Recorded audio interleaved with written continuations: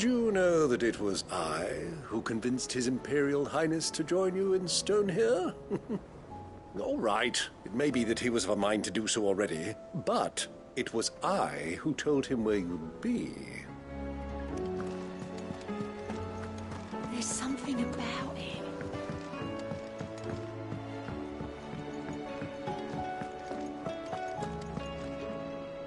Still alive, I see. Something tells me that eyesore on the horizon is your doing. How'd you manage that? It's a long story. One that I'd rather only tell once. Right. All hands on deck, then.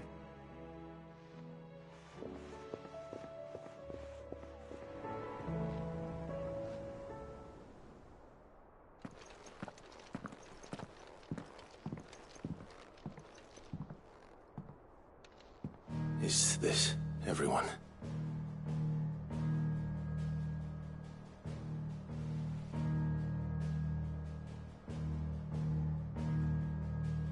As I'm sure you've all guessed, the crystal which now commands the eastern skies was summoned by Ultima. He called it Origin. Though the significance of that name is as yet unclear. What does it matter what it's called? Its emergence tore Twinside asunder and wiped my homeland from the map.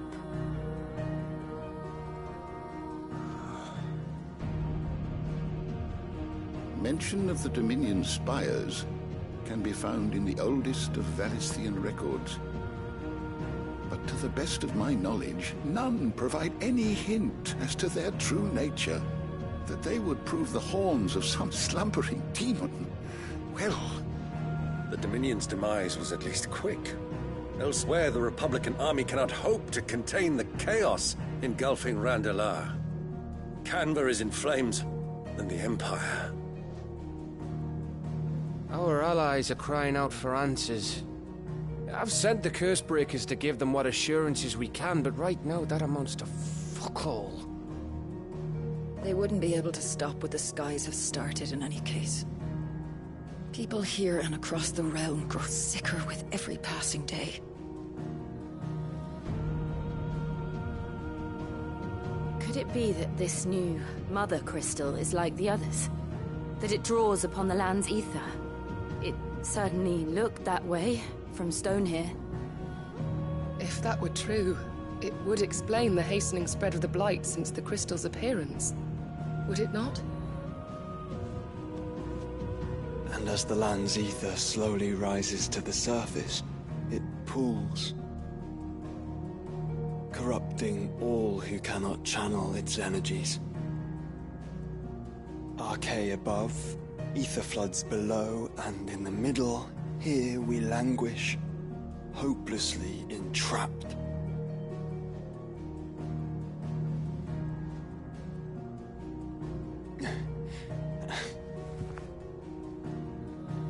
It's all right.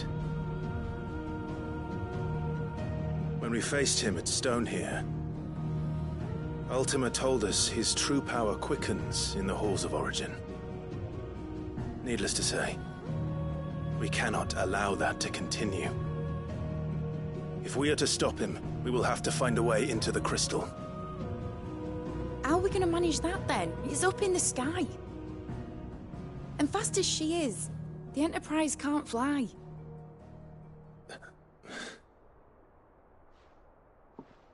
It's a lot to take in, and I reckon we'd all benefit from some time to clear our heads. The answer will come to us. Don't you worry. Ain't that right, Clive? Right. That's right. Well, go on then. Bugger off.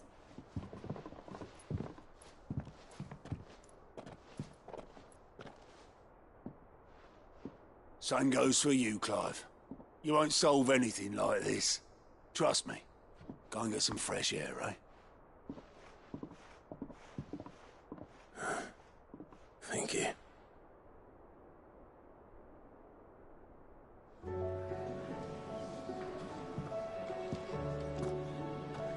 Joshua seemed upset.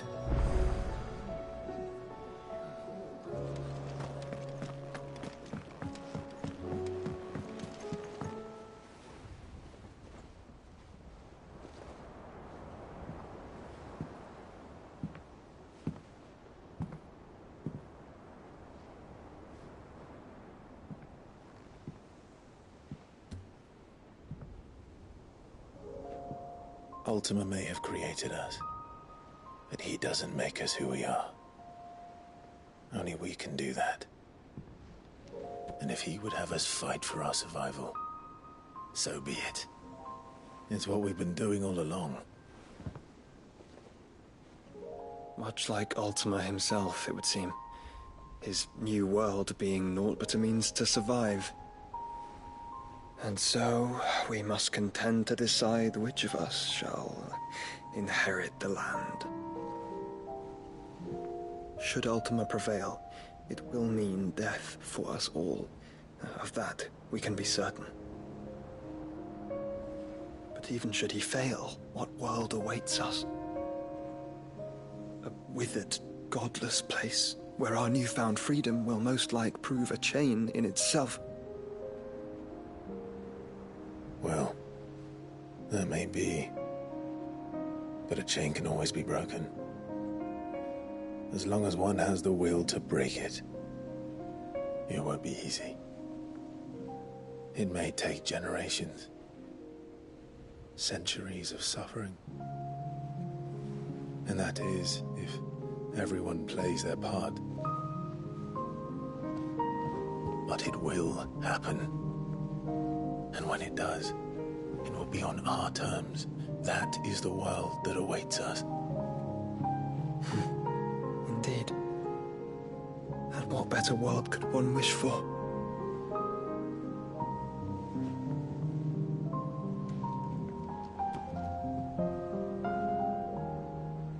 But first, we have to reach that crystal. Then it's a good thing I have wings. You can barely stand, let alone fly. And only the Founder knows what horrors await in those skies. Are you certain about this? Am I certain? I am the Phoenix. I will do what I must. This is our fight. Remember?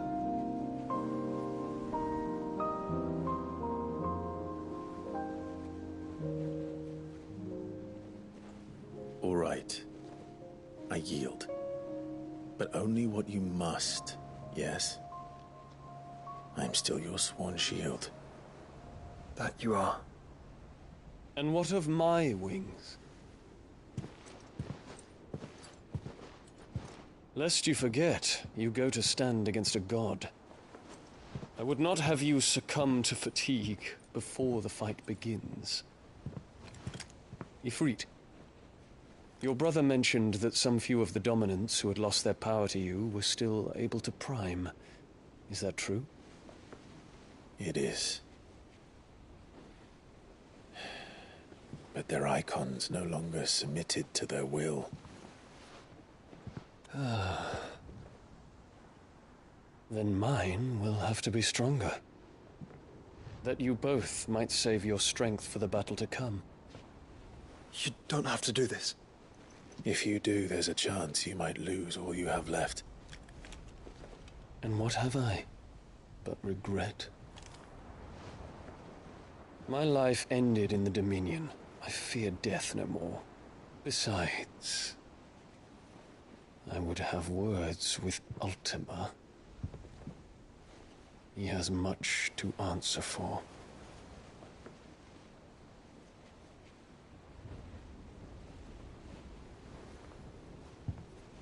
We are in your debt, Dion.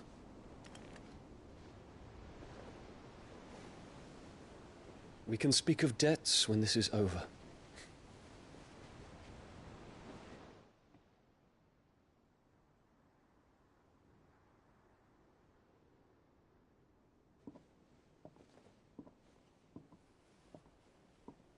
He speaks like a man who knows he's not coming back. And has come to terms with that. That doesn't mean that we have to. Does it, Clive? Time to talk to Jill. I only hope she understands.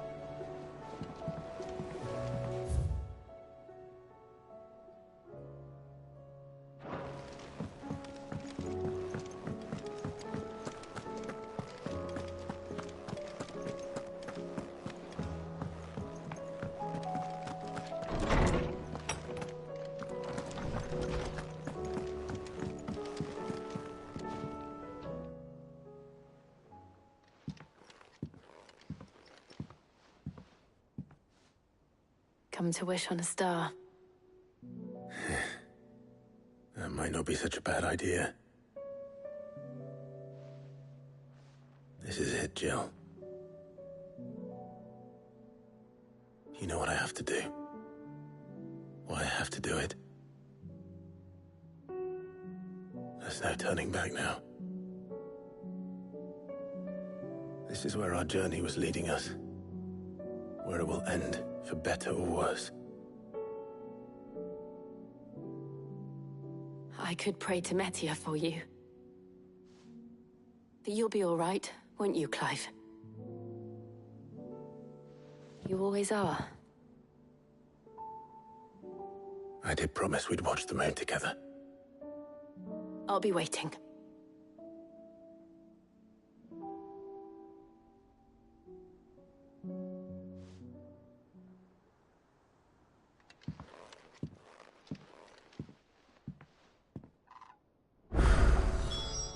It's almost time. Better make sure I haven't forgotten anything.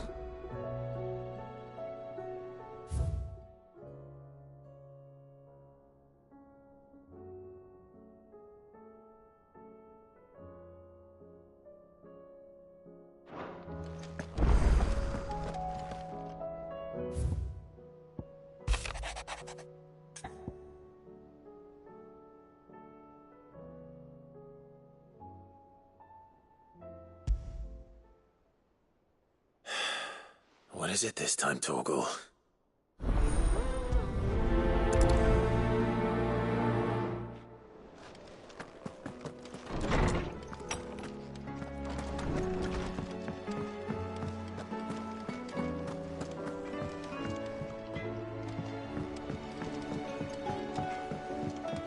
Say what you will, Lady Karen has seen her.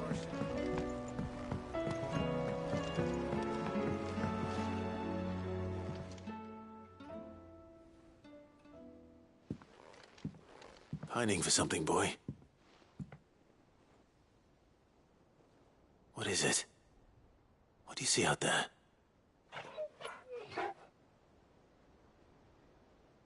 I never did ask where you got that anklet of yours. From Sid, that's why. On the day he brought him home. That long ago? And you're only thinking to ask this now? Sid saw that the pup had a habit of gnawing on his leg, since you ask. Clap that there iron on him to keep him from doing it. What was wrong, boy? Heartache, like as not. Must have been hard on the poor whelp losing his loving masters at such a young age. Doubly hard in being a frost wolf, torn away from his icons and all. Sid would always tell him, you want my iron gone, you find what it is you're looking for.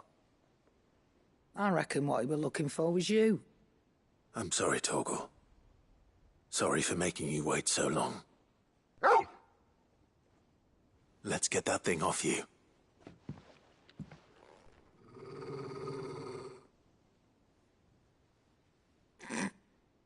Doesn't sound like he wants it off. Indeed. You miss Sid as much as the rest of us, don't you?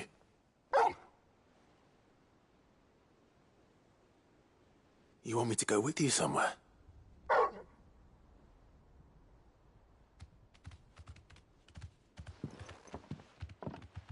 Quick, aren't you? Glad you've been paying attention. Not nearly as much as you have, Lady Karen. Aye, good thing and all. It's not like Gav would have kept him in nuts and rubbed his belly these past 10 summers. Your kindness is appreciated. You've been a good friend to him.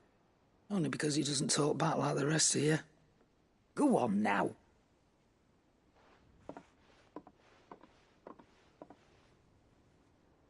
Where to then, Torgal?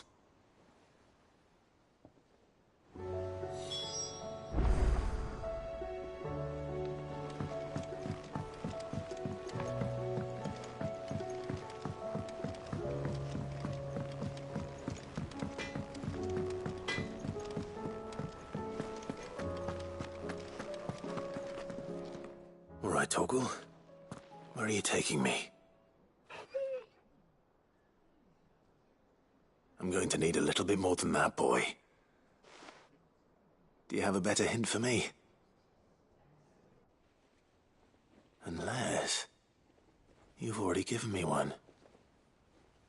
Back on the rear deck, you were looking west, toward Rosaria.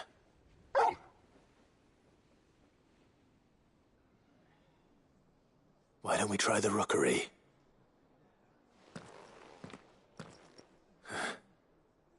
I haven't been to the island in almost 20 years. To Port Isolde, then. Fingers crossed the old mooring is still there.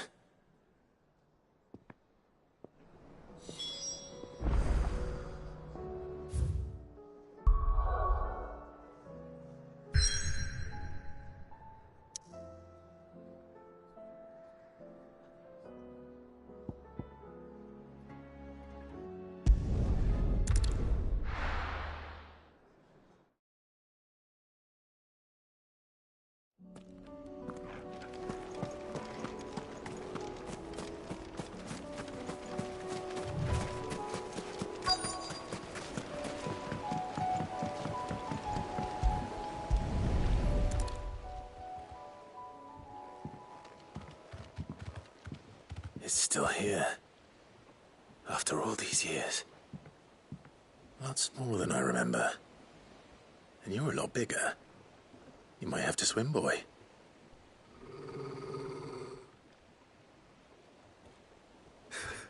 I wasn't being serious.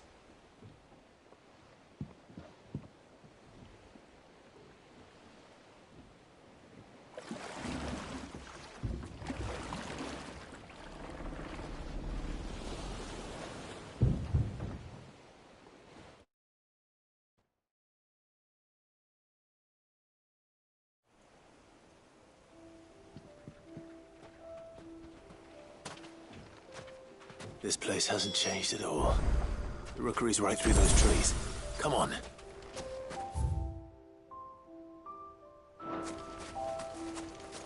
Race you there? I bet I could still beat you.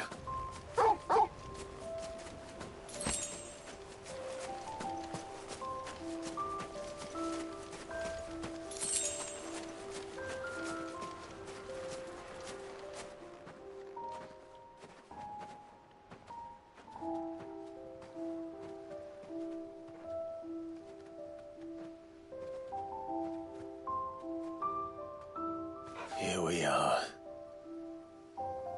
This was our hideaway. Wasn't it, Torgal?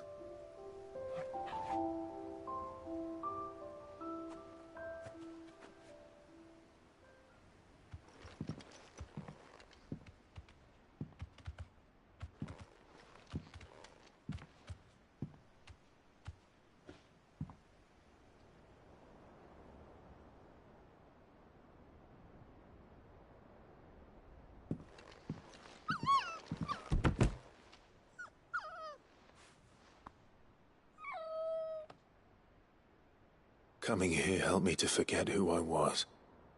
Or wasn't. Prince, shield. Son his mother could love. Had I been any one of those things? Perhaps.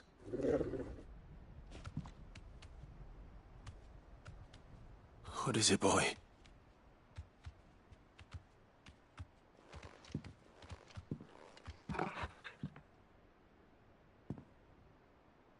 This is all from the castle. And Phoenix Gate. Did you bring these here?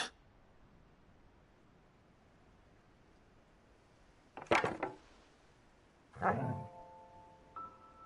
sparring sword.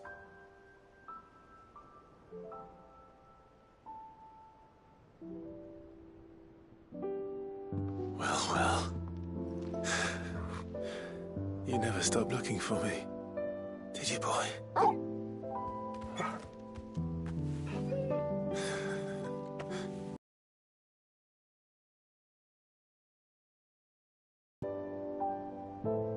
For never giving up. For never forgetting.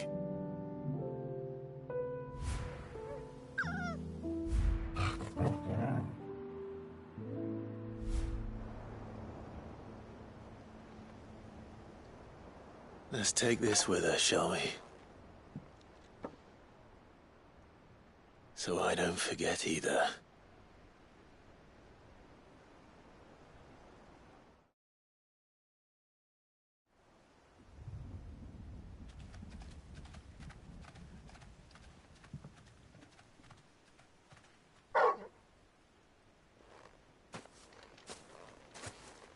That's not the way back to the boat, Torgal. All right. I'm coming.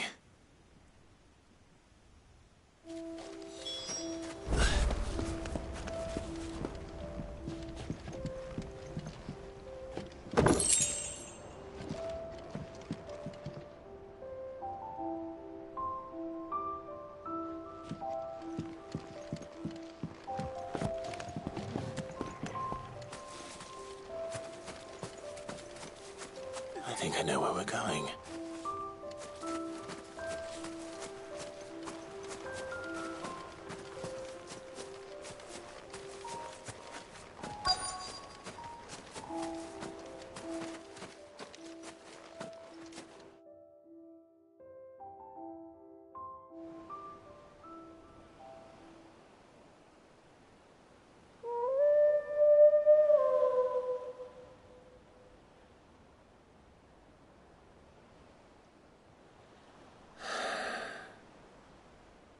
People always talk about the importance of putting the past behind you. But without it, we wouldn't be who we are today. And we certainly couldn't steer our way to a better tomorrow. Come on, Torgal. Let's go home.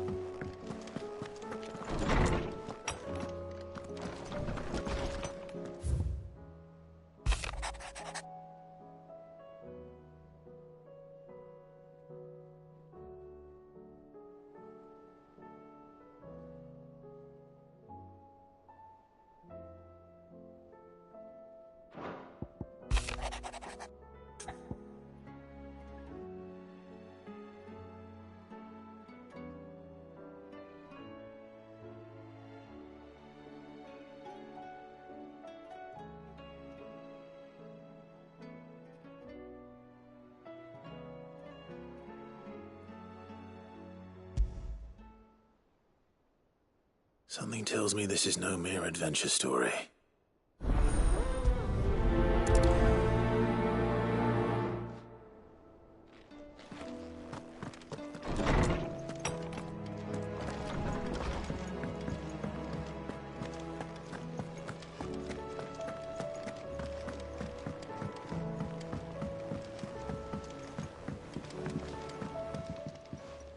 The hour fast approaches.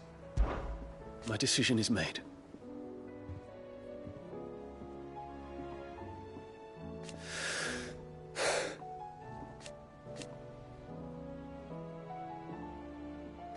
You said it yourself.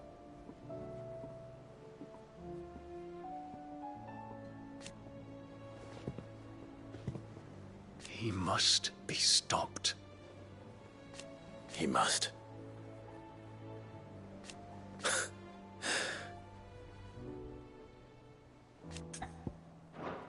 Make ready.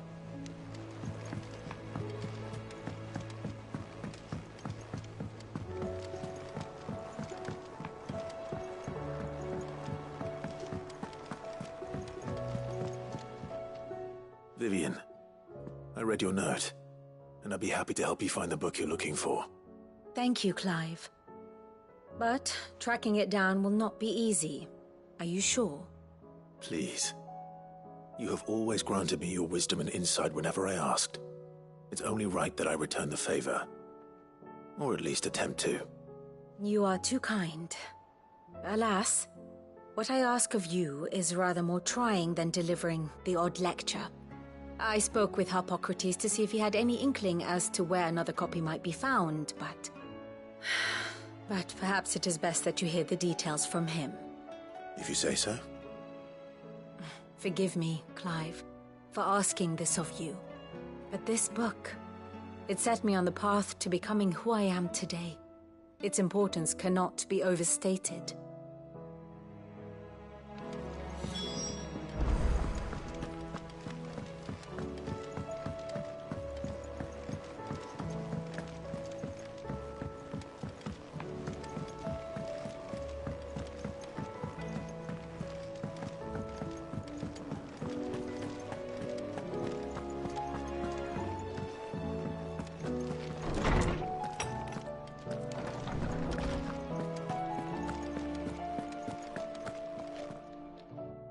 Clive, my boy.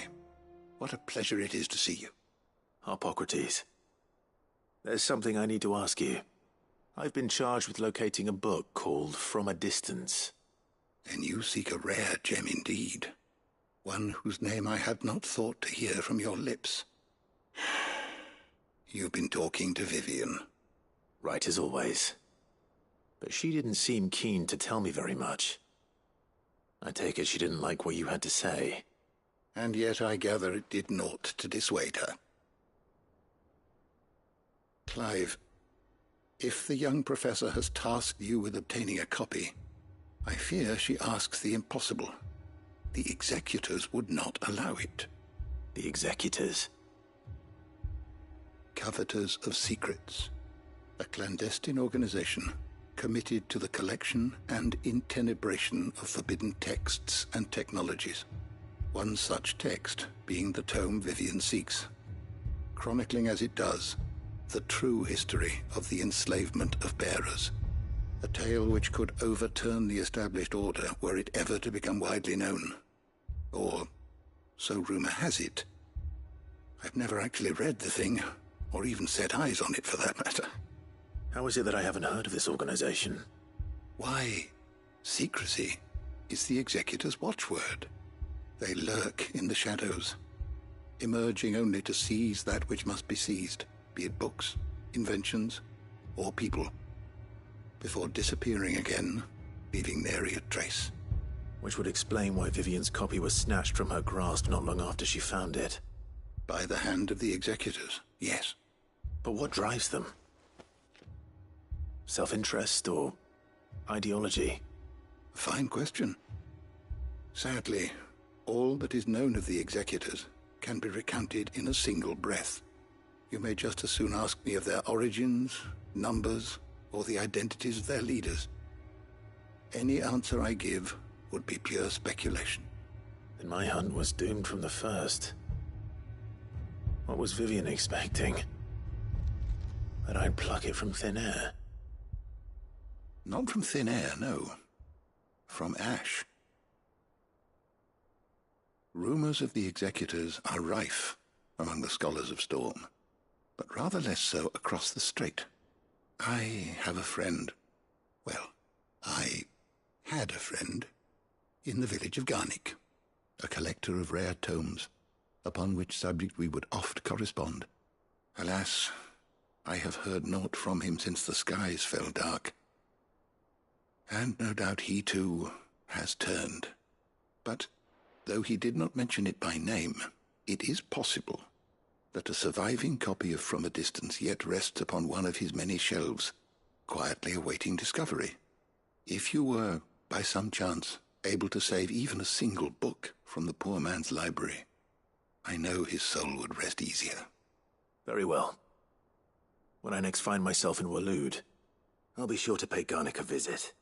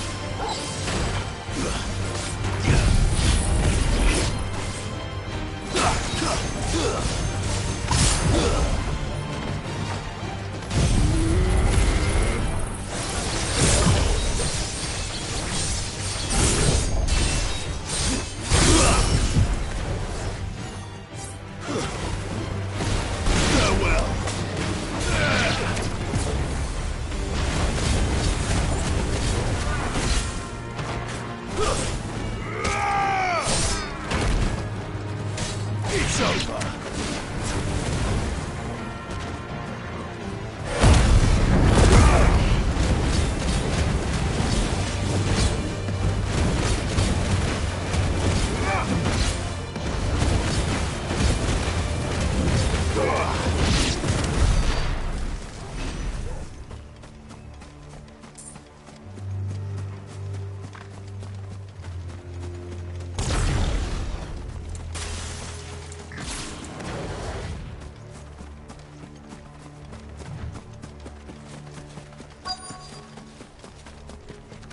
The entire village looks abandoned.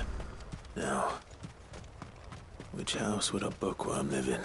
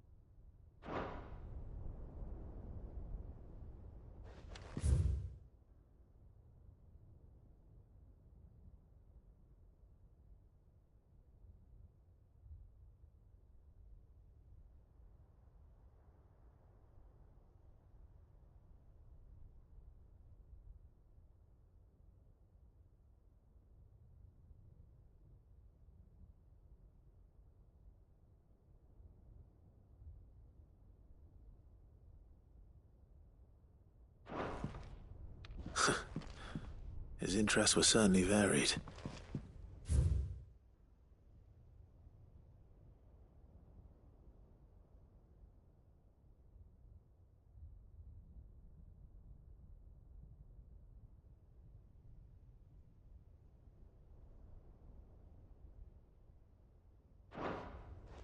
This is a Royal Army logbook. Did he take this from the local barracks?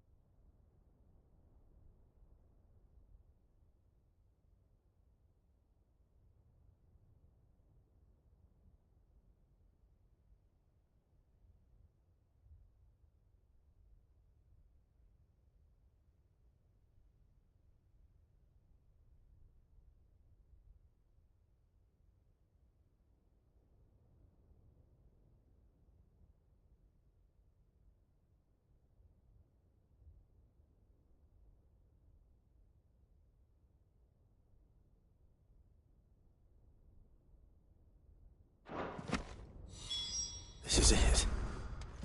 But if what it says is true, I need to get this back to the hideaway.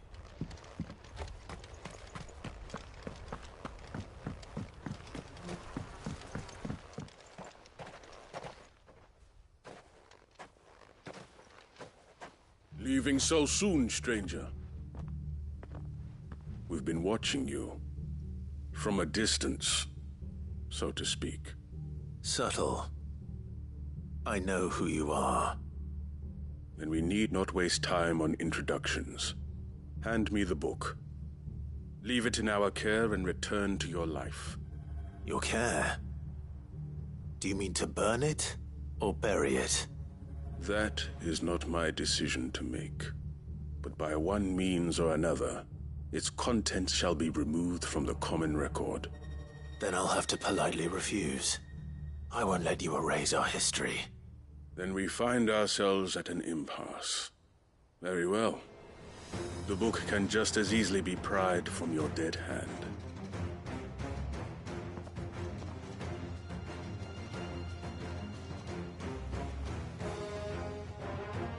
Let's see, shall we?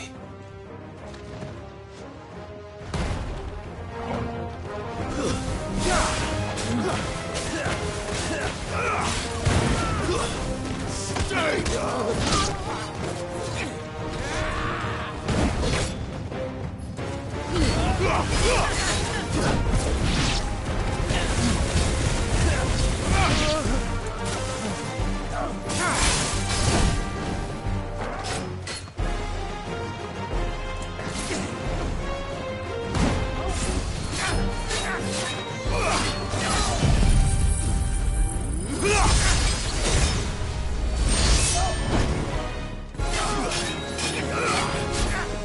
Nice try.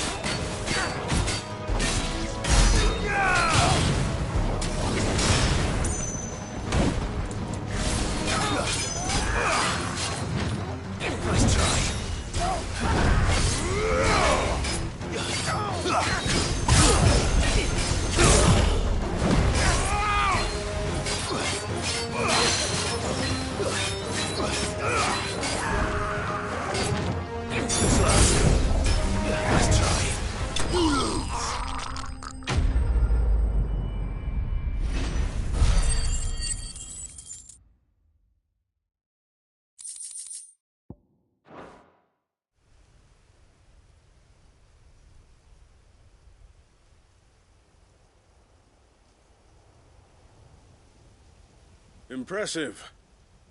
But we have other means. We shall claim the book yet. Why do you want it so badly anyway? It lays out in no uncertain terms the vanity and avarice of mankind. It tells the shameful history of the persecution and oppression of a gifted few by a giftless many. Would you say that this interpretation was correct? I don't know. You don't know. Your sword may be sharp, but your wits are dull. So let me answer for you. There is no correct interpretation of history. That a series of events took place may be proved beyond a doubt. But there can be no single, immutable explanation as to why they came to pass. It is a question of numbers and of belief. If enough people believe that a set of events occurred for a reason, that belief becomes the truth. So you're trying to control the truth? We are trying to protect people from themselves, from knowledge that would bring them naught but pain. That is all. You may keep the book, for now. The world is small. We shall meet again. Until then. Wait!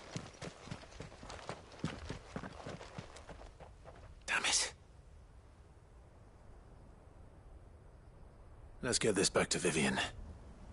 Perhaps she can explain what that was all about.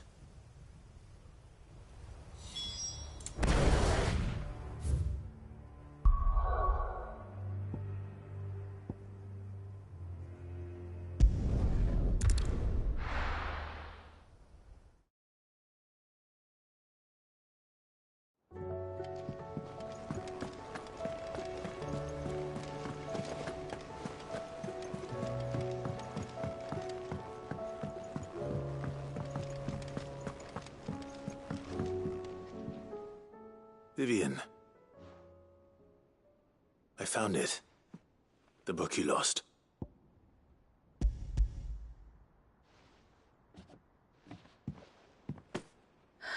You found it. Thank you, Clive. Even though I asked this of you, I was not entirely sure it would be possible. I feared the executors had seized every copy. I met with one of these executors, and I convinced him to let me keep it. He told me something. That the truth is just a matter of collective belief. And that if enough people believe a lie, that lie becomes the truth. It does. But it also means that the truth is not immutable. That it can be changed. Provided that those who wish to change it can convince enough people that their perspective is the correct one. As the sad history of the bearers proves. You said that the book inspired you to become a scholar. It did. Or its author, rather. She was a heretic, you see. A firebrand and a dissenter. A gallows stood ready for her in every corner of the realm. And by shunning society, or perhaps being shunned by it, she stumbled upon a truth so potent that an entire realm trembled at the prospect of its utterance. I, too, have always felt somehow set apart from the world of men. A stranger to my own species. She taught me that my solitude was not a curse, but a gift. And that, though my journey to the truth might be a lonely one, what I found at my destination would be more than worth the cost. Do you still feel that way? That you're not one of us? Honestly, I'm not entirely sure anymore. Since coming to the hideaway, I find my thinking somewhat clouded. Perhaps the result of studying mankind from a rather closer perspective than I had intended. But the more I study, the more I find value in this perspective.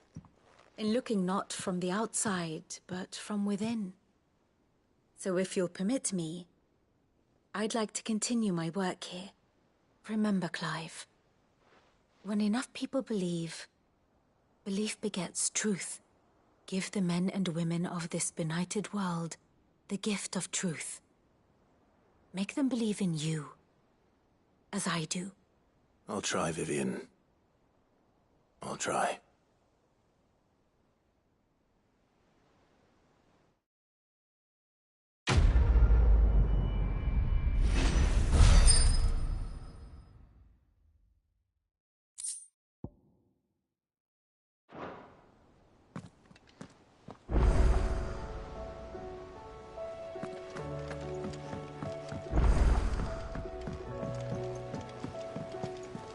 There's something about it.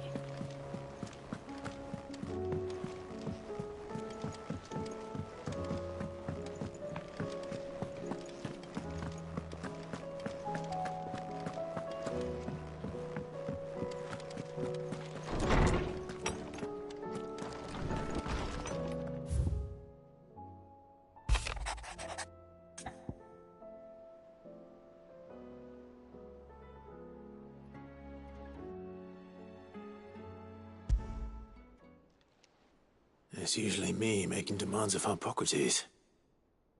I wonder what this is about.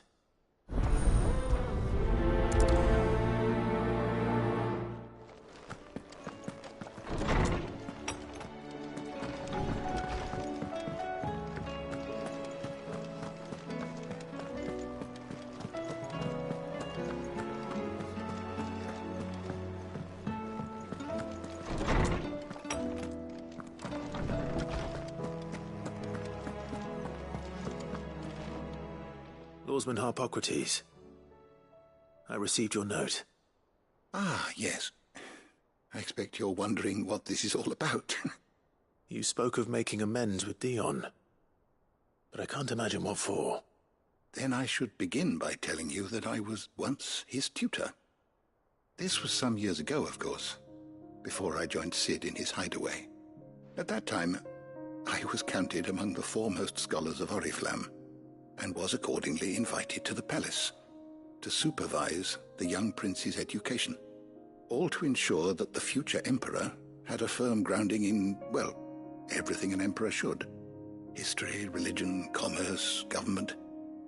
Alas, our time together was cut short when Dion left to join the Dragoons, his studies no longer being deemed necessary. I had not expected to meet with him again, least of all here. Have you spoken with him?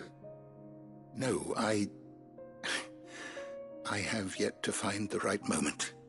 His Highness always seems so preoccupied, especially when alone. I would not wish to disturb his ruminations with idle words of greeting, not when I know he dwells upon the evil Ultima had him commit in the Dominion. The guilt weighs heavily on him, I know. But as you say, that was Ultima's doing. Surely you can't blame yourself. When I first met him, it was not guilt, but his people's expectations that weighed heavily upon him, and I did nothing to ease that burden. He bore it alone, until the day he could not bear it any longer. It is one of my greatest regrets that I only ever offered him my wisdom, when what he truly needed was friendship. The blame for Dion's transgressions lies not only on his shoulders, but on mine. I see. I'm ready to help you in any way that I can. Then I beg that you bring me a wild wyvern tail. Apothecaries across the ages agree that even to glimpse such a flower is to be granted inner solace. Fabulists and fraudsters all, of course. But there is oft a seed of truth to be found where even the most outlandish opinions align. Well, it can't hurt to try. Where can I find this flower? And how will I know it? You have seen cultivated wyvern tails before, I trust. The lily-white blossoms from whose roots the poisonous ink for the brand is distilled. Well, those which grow in the wild differ only in their purple hue. The harsher the environment in which they are raised, the deeper the color. There is a waterfall in Rickmal's roost across the strait, where the flowers once grew in abundance. Whether they still survive there, I know not. But try as I might, I can find no likelier location. It's all right. I'll find you a wyvern tail one way or another. Thank you, Clive. And please, be safe.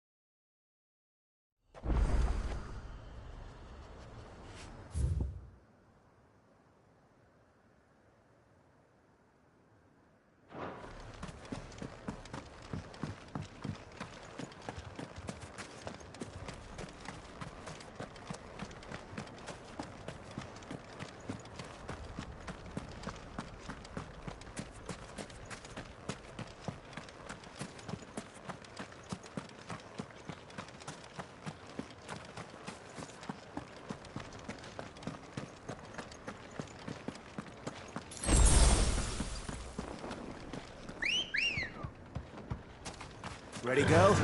Yeah!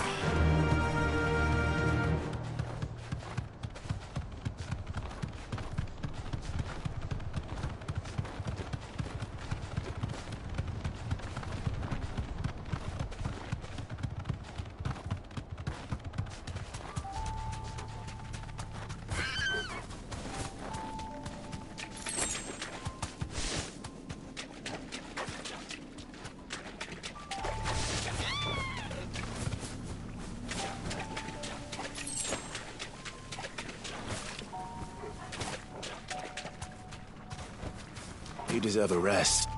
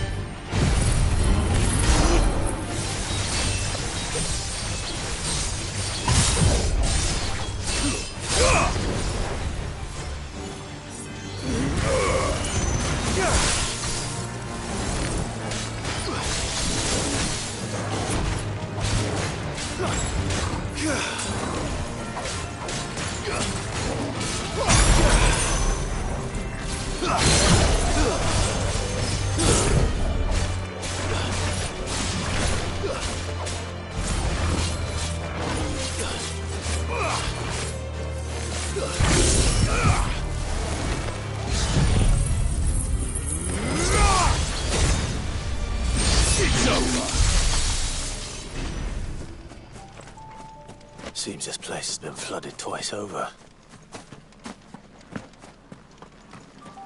Purple flowers blooming next to a waterfall. Shouldn't be too hard to find.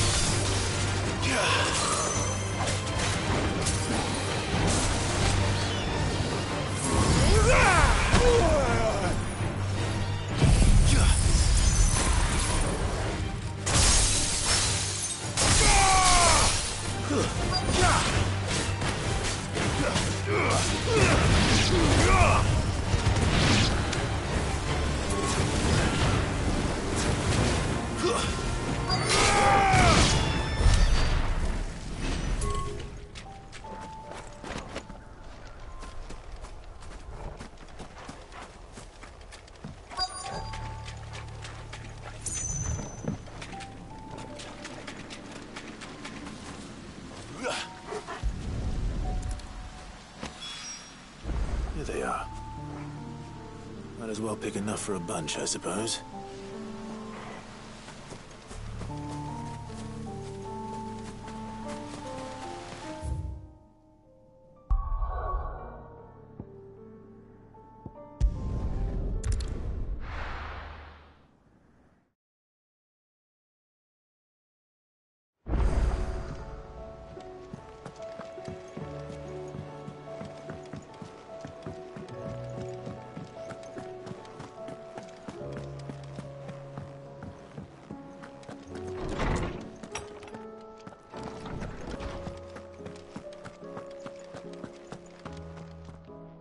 Oarsman, I found the flowers you were looking for.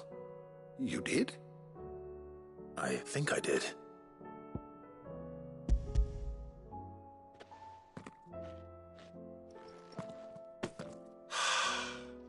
did indeed. My dear boy, thank you. You wanted to make Dion a gift of one, did you not? Shall I invite him to join us? Oh, I don't... It's no trouble. I'll go and fetch him.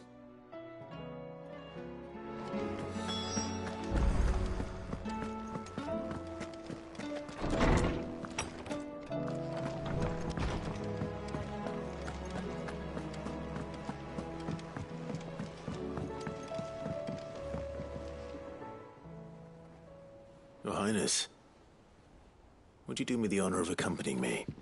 Now. It is time, then. No. Only to the shelves. Our lawsman has something he'd like to give you. Master Harpocrates. No. I dare not show my face before him. Not after everything I have done. I have taken countless innocent lives. And ruined countless more. All because I was weak. I have sworn to atone for my crimes or die in the attempt. But were I to meet with him again, and see in his eyes what I have become, I fear that my resolve might falter. Then that is all the more reason to do it. Test your resolve. Prove to yourself, and to him, how strong it truly is.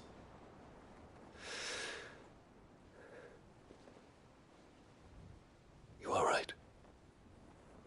I must, at the very least, offer him my gratitude. Very well, then. Take me to him. Follow me.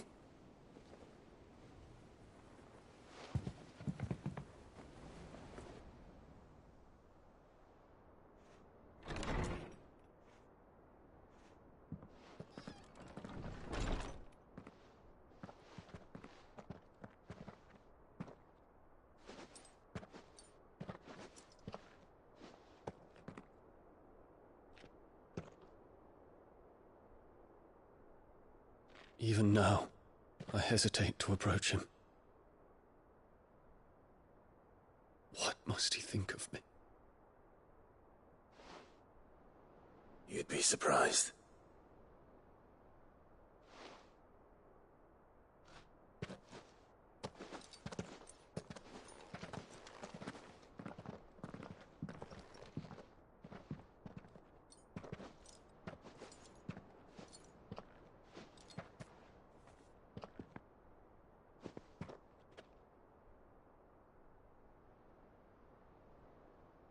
Master Harpocrates, pray, accept my apologies for leaving your tutelage before my studies were complete. Your lessons opened my mind to a world quite unlike the one I had imagined from within the gilded confines of the palace. And I shall be forever grateful for the efforts you made to enlighten me. Lift up your head, Your Highness. The deeds of youth require no apology. That you took the time to visit me says much about the man you have become. Now, there is something I would like to show you.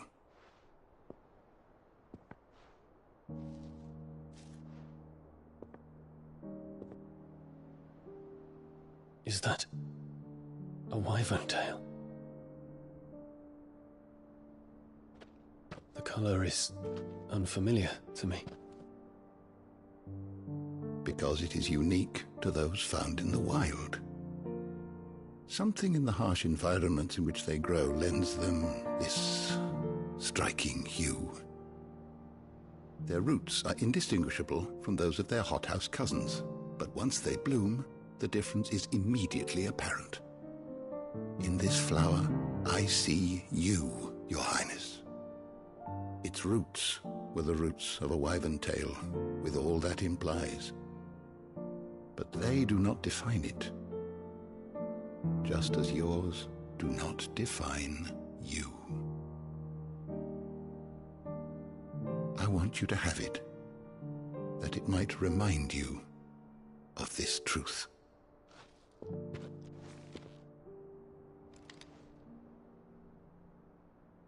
Master Harpocrates, I would ask of you a service. Keep your gift until I have fulfilled my duty to the realm, for only then shall I be deserving of it.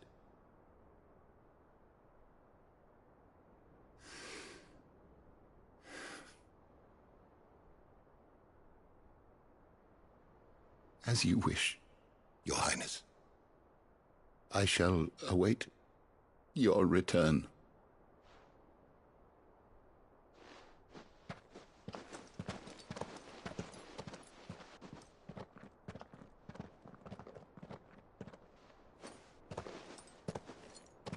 Our roots do not define us.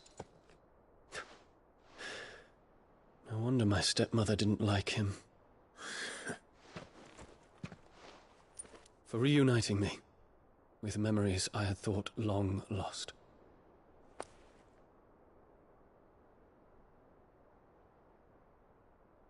I shall not forget this.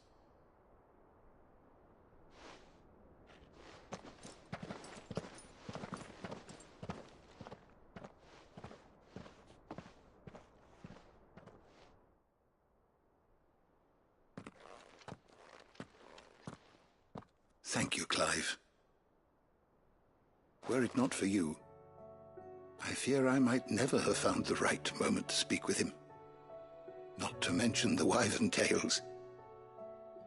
I shall plant their seeds, that I might not disappoint His Highness upon his return. I hope the soil in the hideaway is to their liking. Why, these flowers bloomed in the bleak, black wastes of Waloed. I'm sure Nigel's yard will suit them to a T.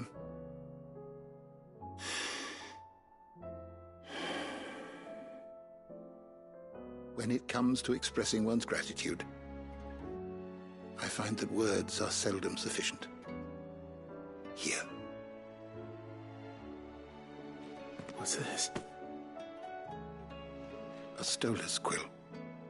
Or more precisely, my stolas quill. 'Tis said that an owl's feathers are steeped in the wishes it hears over its long lifetime. All those words just waiting to pour out onto the page. So consider this my wish for you. That one day you may put down your sword and pick up that pen. Well, when that day comes, I'll certainly have a lot to write about. Thank you, Harpocrates. It shall have pride of place in my chamber.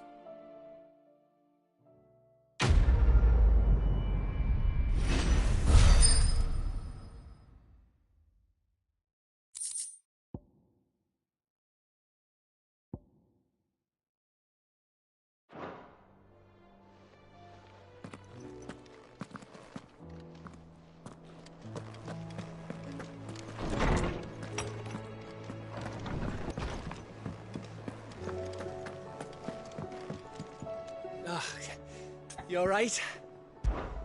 About that.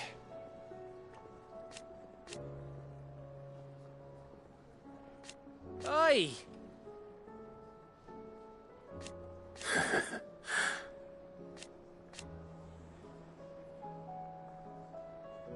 Let's see.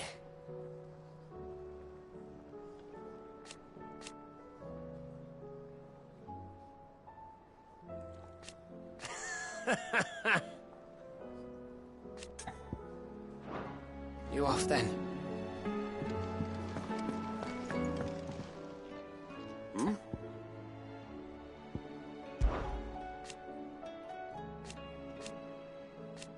Huh.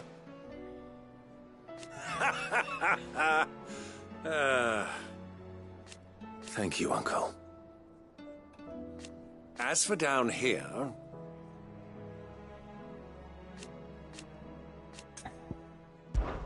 Clive, my boy! Rutherford informs me that we owe you our thanks. Hadn't intended for you to get involved. But such are the times we live in, huh? I would have done the same for anyone else. You're far too modest, Clive. You'd make a terrible nobleman. But tell me, is the realm truly in as dire a state as Rutherford suggests?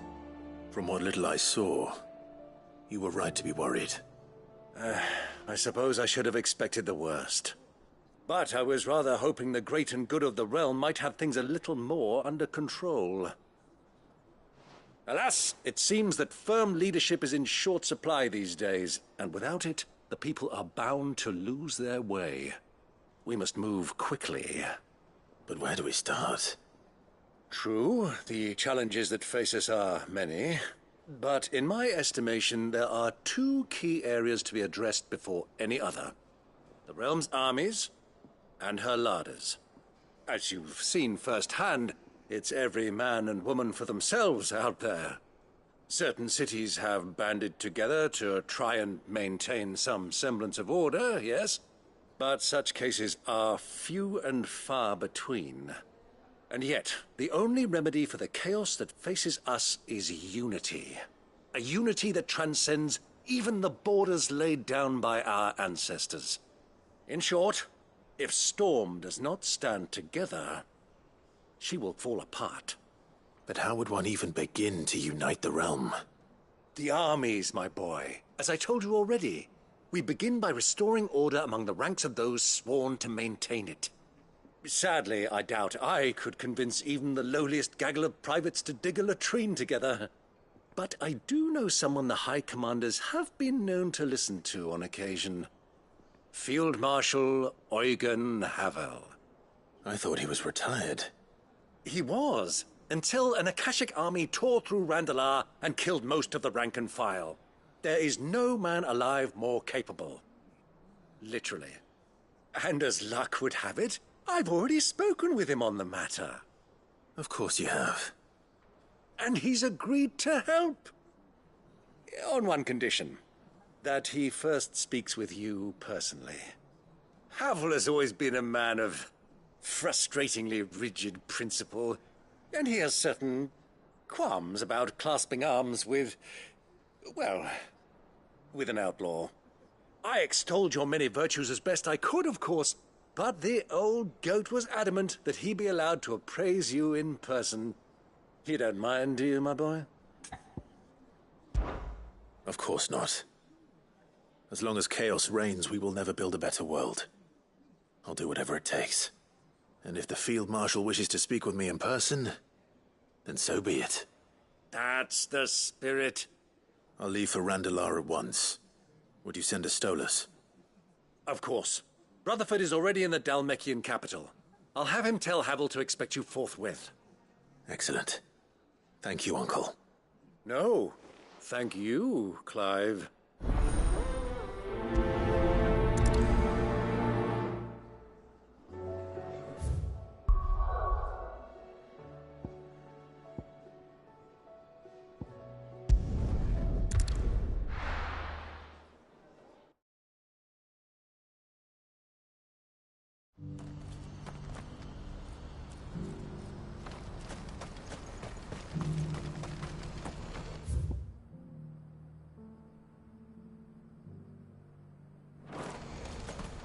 Do you see that too?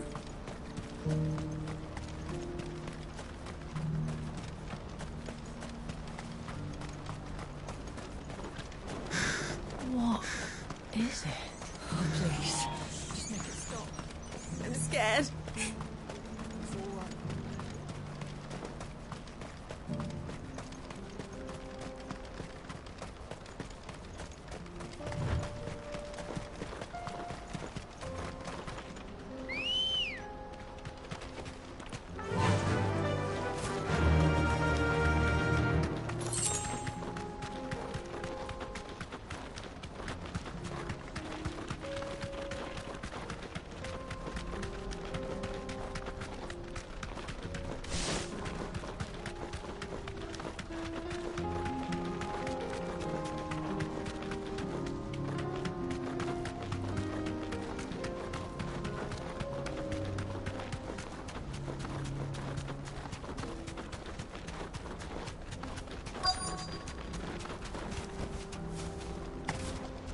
can't be Rutherford, can it?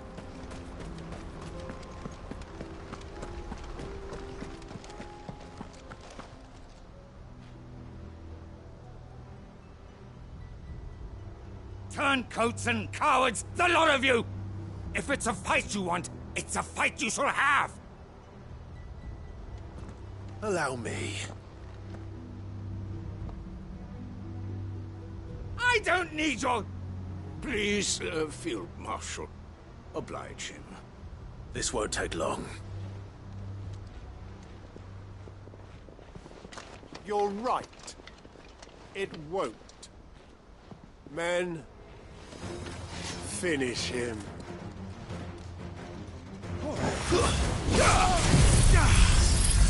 Fire and flame!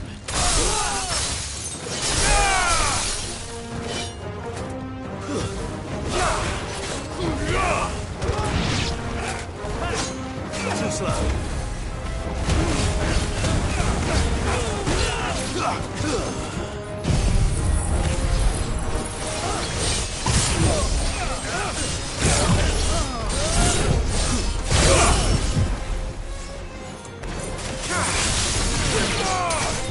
It's over.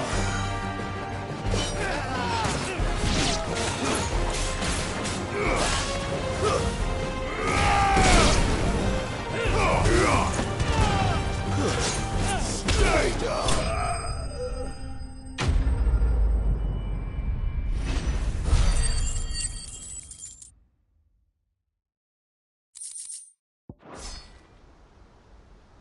A little longer than I'd have liked.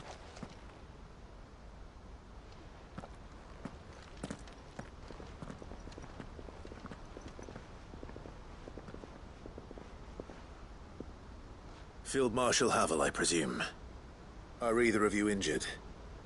No, my lord. You arrived just as our escort turned on us. Fucking traitors. I'd heard reports of soldiers in the outlying regions abandoning the oaths they swore. But I hadn't thought the corruption had reached so close to the heart of the Republic. It's a fucking disgrace. Your interfering old bastard of an uncle tried to warn me, of course.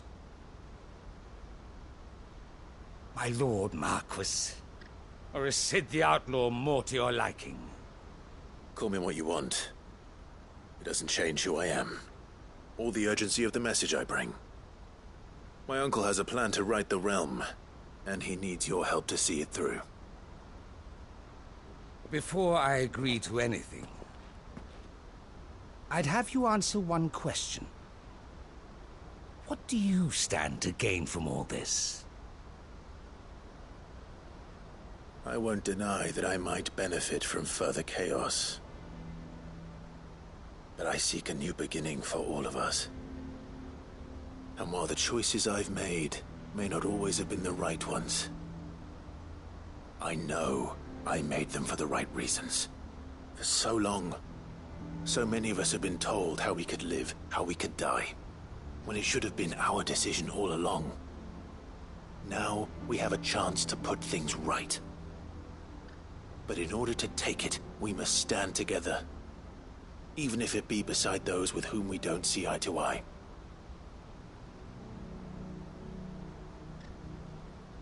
Certainly not the words I expected from an outlaw. But perhaps your uncle was right. You are no ordinary outlaw. I'll never hear the end of this. All right. I'll start by ordering my most trusted guard to bring the Dhalmekian fringes under control. Next, I'll make contact with my counterparts in the Imperial Army and see if I can't convince them to try and restore order in their own territory. Thank you, Field Marshal. But they are not the only ones we will need to convince. What do you mean? I don't doubt that I can bully some sense into a few generals. But those they answer to require a different kind of persuasion. And when it comes to honeyed words, well, we will need an envoy. One who can court even the most stubborn of statesmen. You, perhaps. I'm flattered. But I'm no diplomat either. And I have other problems to attend to. What we need is a skilled arbitrator. And I may know just the person. Is that so? And would he happen to be an outlaw too? Of a different kind, perhaps. Well, beggars can't be choosers. I suppose we'll all have to find a little of the outlaw in ourselves if we're to make it through this. Very well. Send your man to me right away. I shall.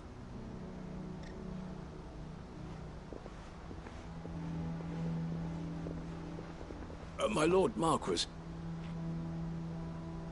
Your Lord Uncle bade me escort the Field Marshal to his manor in Port Isolde. And I will see that my associate joins you there. Very good, my lord.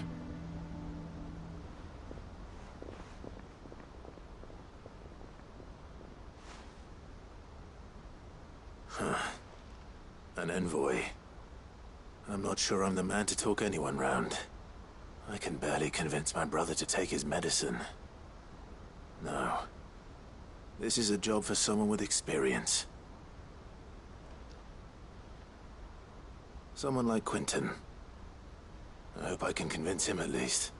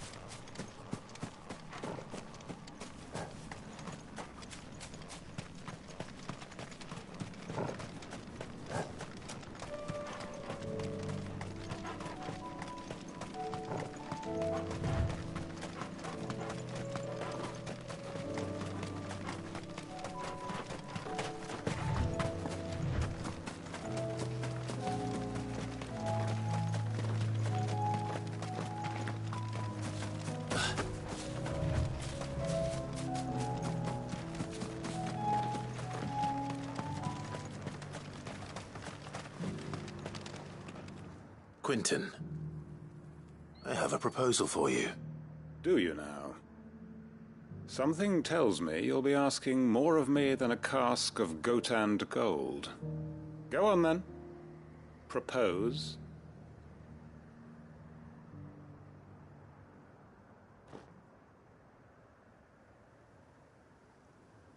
You'd have me convince the chiefs and chamberlains of the realm that they should simply swallow their pride and do the one thing that has proved impossible for thousands of years. Was there anything else? Perhaps I can fetch you a meat pie as well. I know it's a lot to ask, but I can think of none better suited to the role. And you'd have me give up what little I have left to do it. I told you, Clive. The people of Lostwing are my family, and I cannot abandon them. You'll have to find someone else. I'm sorry to hear that. So am I. And why might that be? What he's asking. How's it any different to what you've done so far? They want you to speak for those who can't speak for themselves. That's what you do best. If it's the vineyard you're worried about, we'll see that the grapes are picked and the tons filled. You know we will. It's not that. Then what is it? You said yourself we're family. Don't you trust us? You know that's not what I'm... Then what are you saying?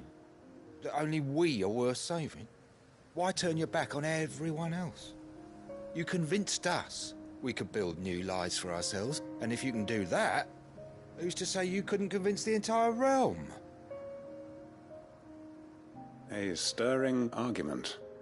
I fear that any rejoinder I make might fall somewhat flat by comparison. So you'll join us? Where do you need me? Field Marshal Havel will want to speak with you in person. He's currently in Port Isolde. I can arrange for a party of Cursebreakers to accompany you there. That would be very much appreciated. I hear the roads are far from safe these days. Hopefully not for long. My uncle will want to know that his plan is taking shape.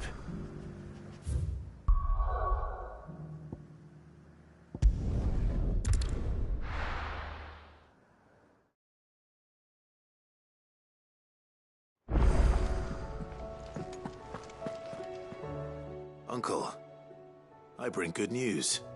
The Field Marshal has agreed to your plan. Ha! Of course he has. I didn't doubt you for a moment, dear boy. Rutherford is accompanying him back to your manor in Porter's Alder as we speak. They will await your return there. As will one other. One other? Who, exactly? Lord Havel was concerned that even if he could get the realm's armies to agree to an accord, he might not be as successful in convincing those with political power. He asked if I might have a solution, and I suggested a certain Imperial Lord Magistrate turned Liberator. One of your co-conspirators? Master Quinton would probably call me one of his, but yes. Another outlaw, then. Just the thing we need to put these rotten politicos in their places. Good thinking, Clive. I'm glad you approve. The more the merrier, eh?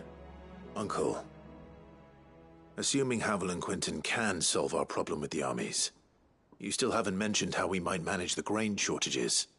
Oh, don't you worry, my boy. The 7 high houses will be seeing to that. They have all agreed to make the most generous of donations. Oh, of course, it did take a little persuasion, but luckily I had some unexpected help. From who? Why, you, my boy. Rumor has it that you rescued the Lady Ariane's head steward Rockford from a horde of bloodthirsty bandits. It was more of a handful. Well, the old battle-axe was so pleased. She had a shipload of talents delivered to my private docks by the next new moon. And when the other houses saw the parsimonious old crone's purse strings finally loosen, they as good as tripped over themselves in the rush to follow suit. I'm happy to hear it. Now, I must be getting back to the manor. Join us there at your earliest convenience, would you? Of course, Uncle.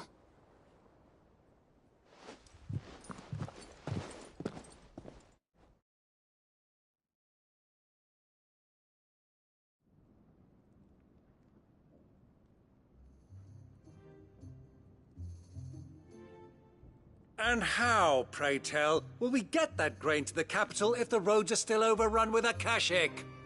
You'll find another bloody road. I only have so many men, and I'm not about to send them headlong into an ether flood. That is, unless you'd have them turn as well. Well, I'd certainly eat less. Says the man with a belly bigger than a band of curls. My soldiers actually need their rations. Without any food to keep them going, they'll be dead even before you've sent them on your fool's errand. If I may, gentlemen, perhaps I might suggest an alternative approach. Though supply routes are indeed disrupted, there is no shortage of ships. Indeed, they bob away in every bay from here to Randalar, awaiting a safe haven. Allow them to make port and fill their bellies full of grain. And once those who crowd the cities are fed, ferry the displaced back to the countryside to work the fallow fields. But I'm sure that you wish to continue your discussion. Forgive the interruption. 2 such firm friends as yourselves need no help from the likes of me. Rutherford spoke fondly of the great bond between you. Us? Friends? I can't stand the man! Clive, I'm beginning to question the quality of the company you keep. And what kind of company were you expecting him to keep? The man's a criminal! Criminal? How dare you? You are not fit to breathe the same air as this fine, upstanding young gentleman. Upstanding? He calls himself Sid the Bloody Outlaw! Once more onto the breach.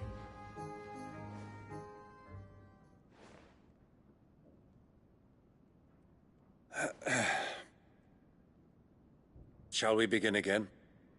What we seek here is not to create a new nation, nor to claim the thrones of those that already exist. We wish simply to bring stability to the realm that mankind might weather the current storm. And to do that, we must convince those in power, the generals, the statesmen, the nobles, that our cause is just. There will be disagreements, yes. And I imagine some resistance, much resistance.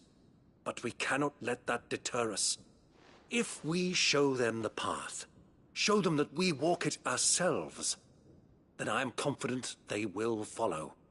The fate of the world lies in my nephew's hands, but the well-being of her people lies in ours. And we must not squander the chance that Clive has given us. Uncle Byron, aye. Now, with that settled, let's move on to the signing of the Accord. For what great moment in history hasn't been accompanied by a little ceremony?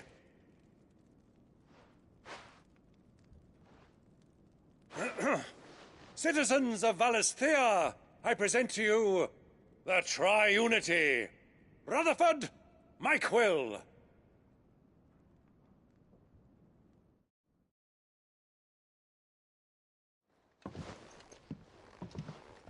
Well, my boy, the stage is set. That it is. This is the role you were born for. Now I ask only that you trust in the talents of your supporting cast. We shall play our parts to the best of our abilities, that you might have the opportunity to shine. The realm needs its Sir Crandall. And there is no better Crandall than you, Clive. I want you to keep this signed accord as proof of our faith in you. I will. Thank you, Uncle.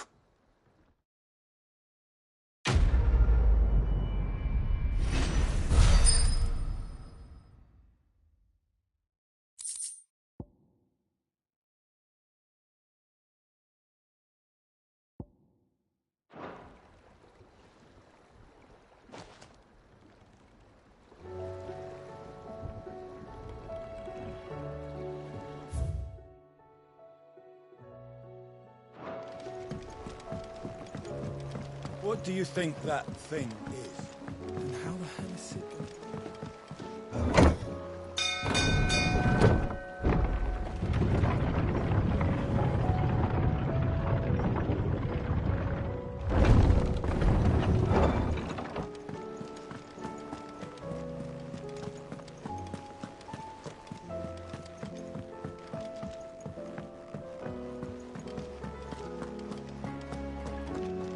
If you've got something to ask, ask. No.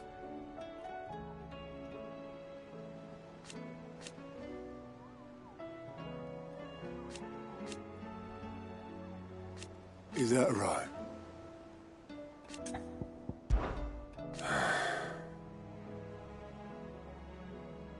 Might be time to take a step back.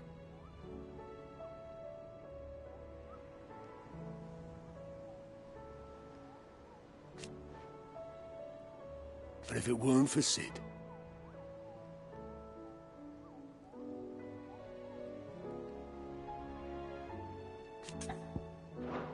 off you go then.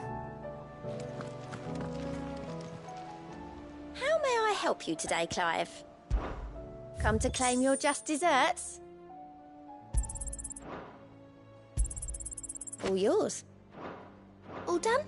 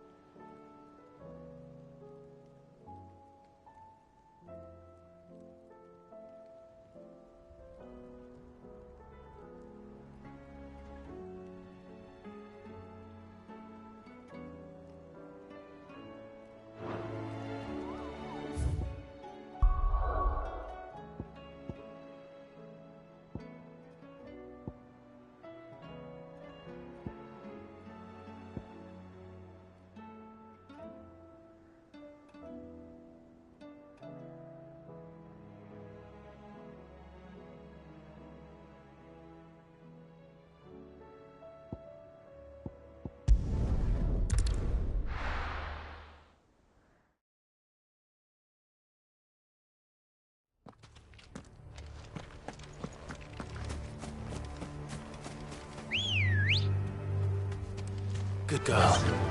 Faster!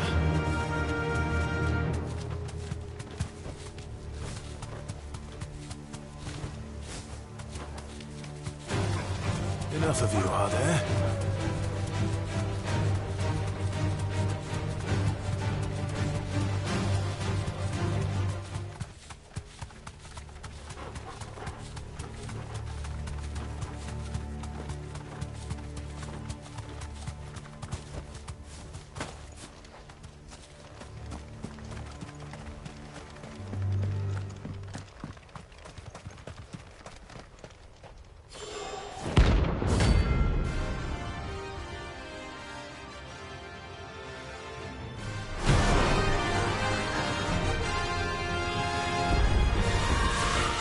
Madness lives on.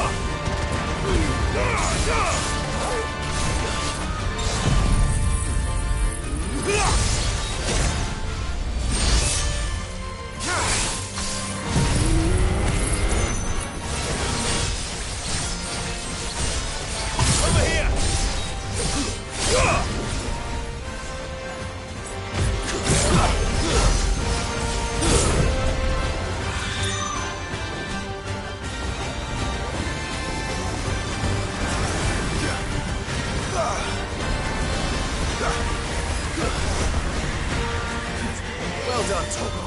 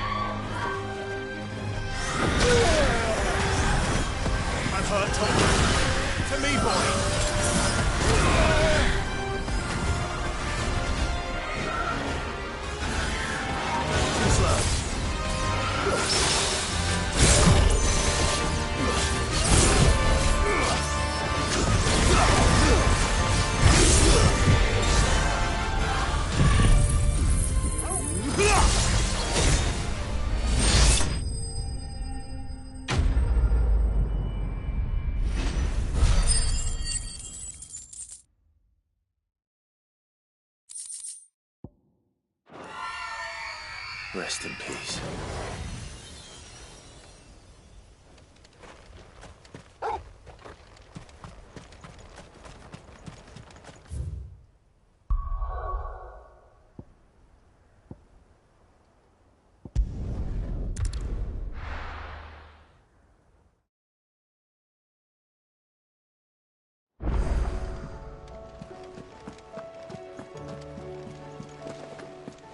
There's something about it.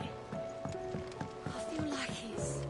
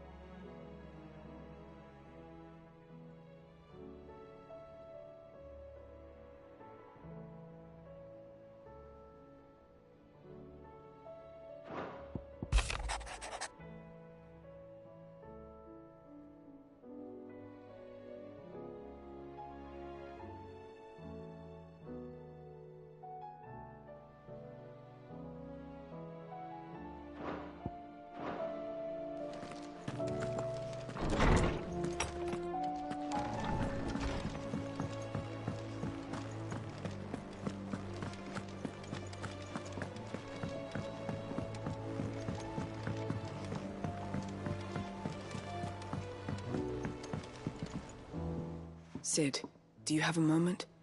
By all means. It's my old master. Seems there's no escaping her. She found some way to send me a letter. And something else. Records from a Waluda prison. Seems they were keeping a lot of bearers there. How did she come by such a thing? Finding bearers always was her strong point. And it seems the cells of Balmung Dark are full of them. Foreign captives, the masterless. Bearers no one would miss. And even better for her, bearers with no one to look after them. When ether started lapping at the walls, the jailers fled. Leaving the bearers to be liberated by whoever happened to come along next. Sid, I'd like to believe that I've earned your trust by now. And while I'm well aware that you've forbidden Cursebreakers from traveling to Waloed, I can't let those bearers die in their cells. I'd rather risk shipwreck on the Shadow Coast than leave them to starve. We'll be needing the Enterprise if we're going to navigate the Narrow. Does that mean... I'm making an exception, but we travel together. And we stay no longer than we have to. Ash is an inhospitable place at the best of times. We save as many as we can, and we leave. Thank you, Sid. There was a name in the prison register. A name from my past. Chadwick. Another of my former master's protégés. A gifted soldier, and the closest thing I had to family. The thought of him held captive in that place. He must be very important to you. He was. Is. Then we find him. The entrance to the prison lies in the shadow of Ravenwit Walls, just beyond the portcullis. We should head there as quickly as we can. I only pray there are still bearers alive to save. As do I, Doris.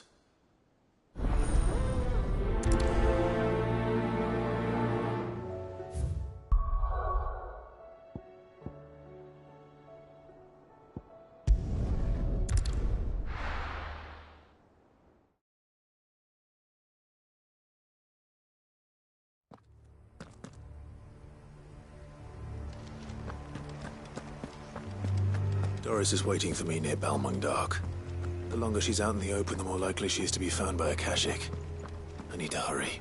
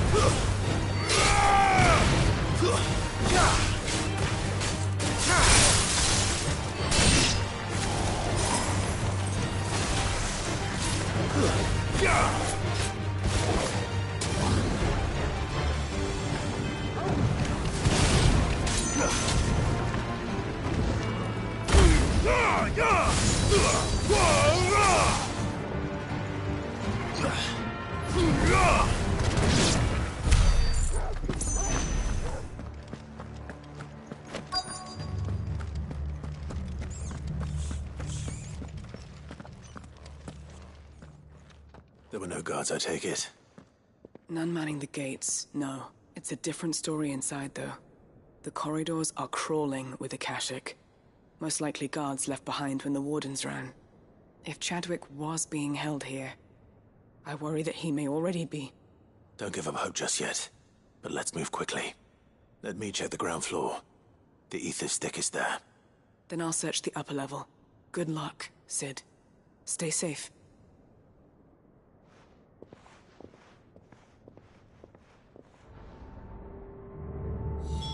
Just how bad are the floods inside the walls?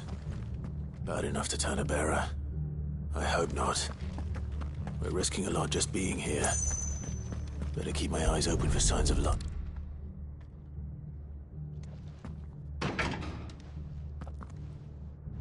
Locked up tight.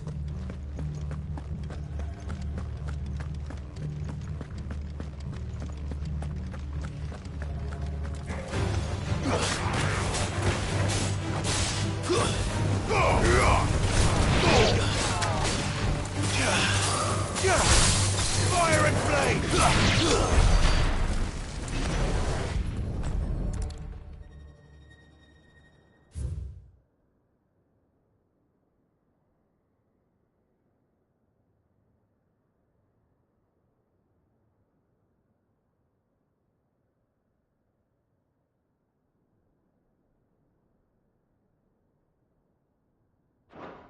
So this place was no ordinary prison. And I doubt they'll have taken the creature with them when they fled.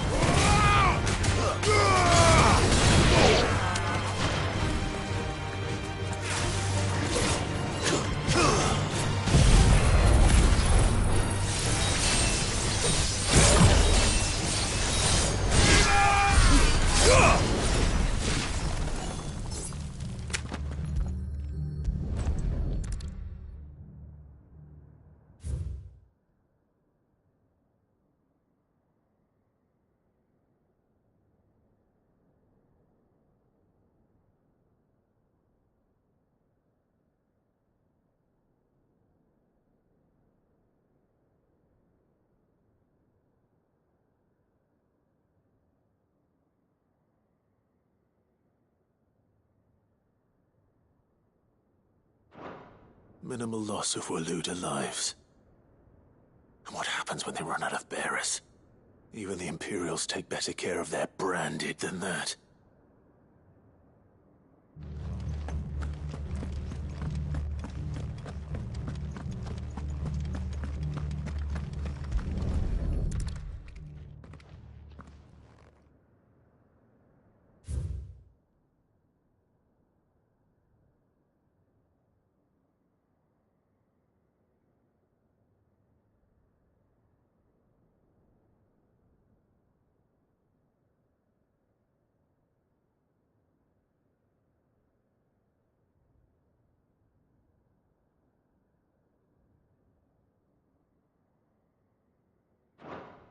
They were feeding bearers to it. This is even worse than I'd feared. Nothing but Akashic down here. Hopefully things are looking better upstairs. I should go and see how Doris is getting on.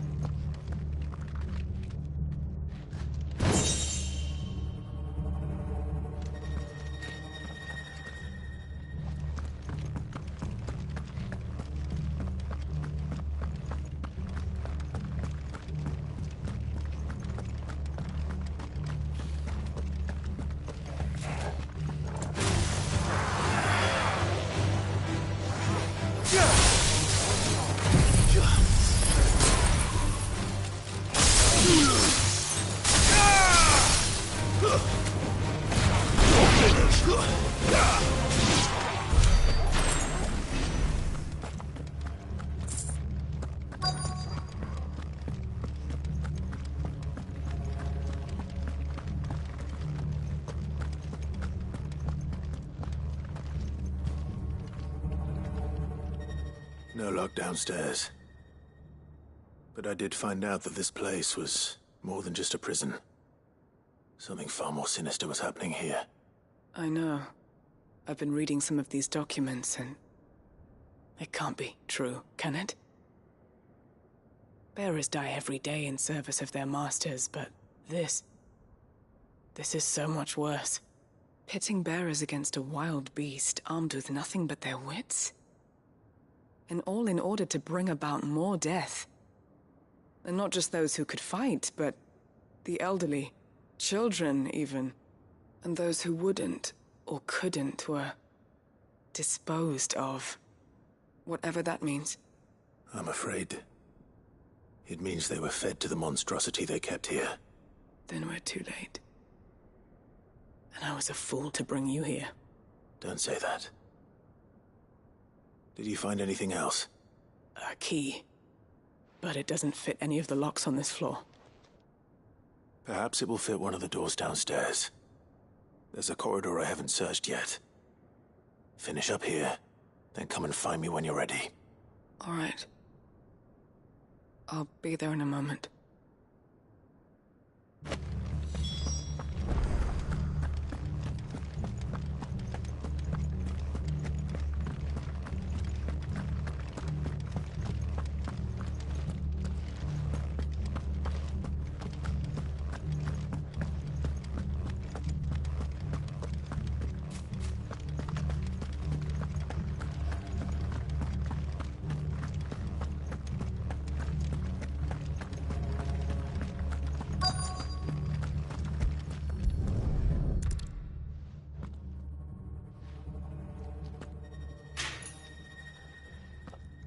Let's see what we can find down here.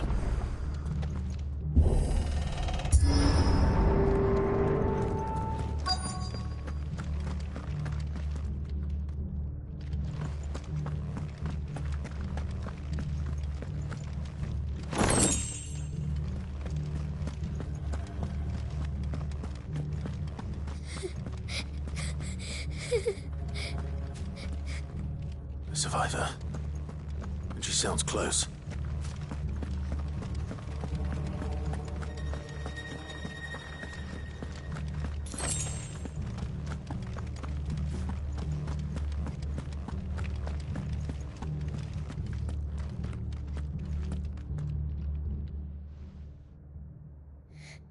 Who are you? There's no need to be afraid. Are you alone? Are there any other survivors? Some of the guards. They're still here. But something's wrong with them. Everyone else was eaten by the monster. Of course there were. Thank the Founder. It was worth our coming. But I'd rather we didn't linger. Are you ready? Ready when you are. You poor thing. He must have been terrified. Did Chadwick send you? What? He fought the monster. Distracted it so I could run away. He must have sent you. He promised to free the others too. Where is he? He opened your cell, didn't he? He wouldn't be here otherwise. Chadwick.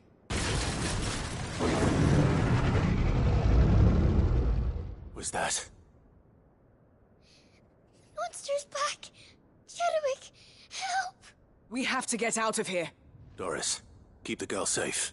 All right. You put that bearer-eating bastard in the ground. I'll look after the girl. You teach that thing a lesson. You're safe now. We won't let it hurt you. It's out there waiting for me. I can't let it live. Not if it's got a taste for bearers.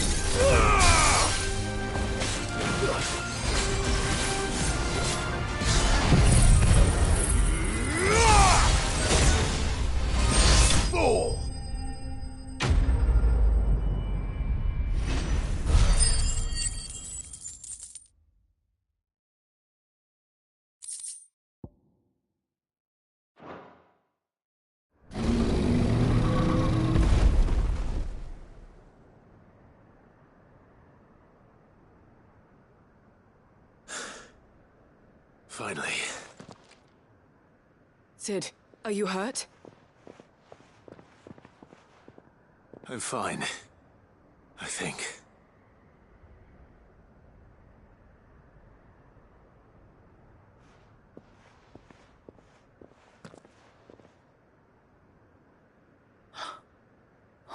No. What is it? A diary. I gave it to Chadwick before we went our separate ways. He was here. Do you think that creature? I'm sure he fought bravely to the last. The girl is safe thanks to him. Chadwick. You fool. Come on. We have to get her back to the hideaway. We don't want his sacrifice to have been in vain. No. Of course not. I'll see that she's looked after from now on. It's the least I can do.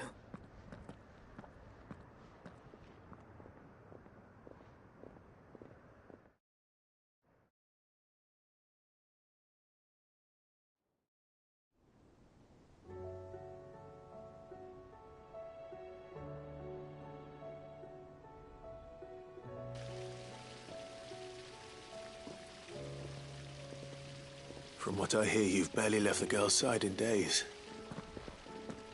I hope she's recovering from her ordeal. She is. Slowly but surely. She's far tougher than she looks. I thank the flames we found her. If we hadn't... I know. But we did. I'm sorry we weren't able to save Chadwick. There's no need to apologize. Without your help, I would never have found out what happened to him. How he fought to the bitter end to save her. To save Haida Marie. That's the man I remember. The man I thought of as a brother. I wish I could have met him.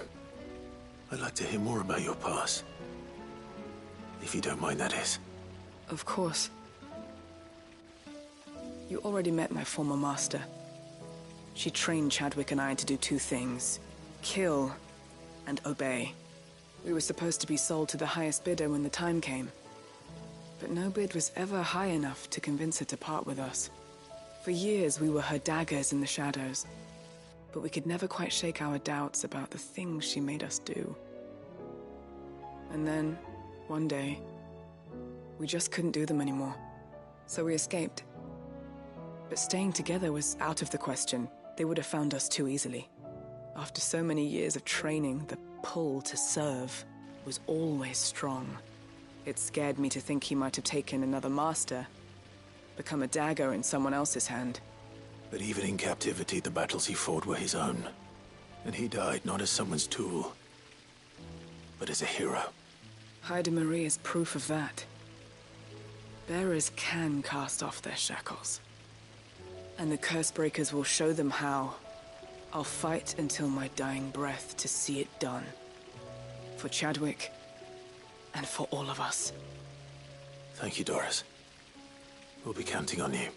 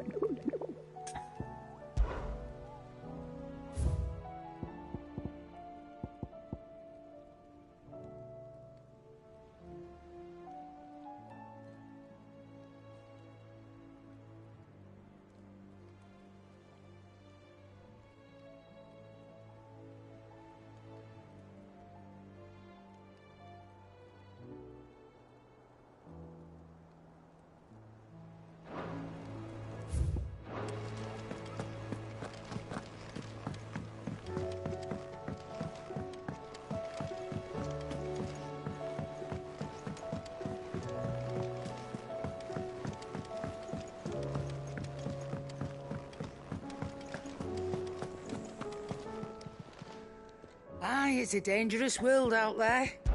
Best... Ta-ra, then. Thank you, Karen.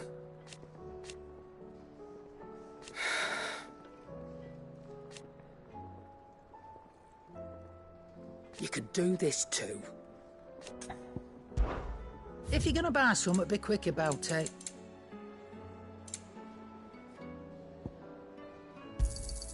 It'd better all be here.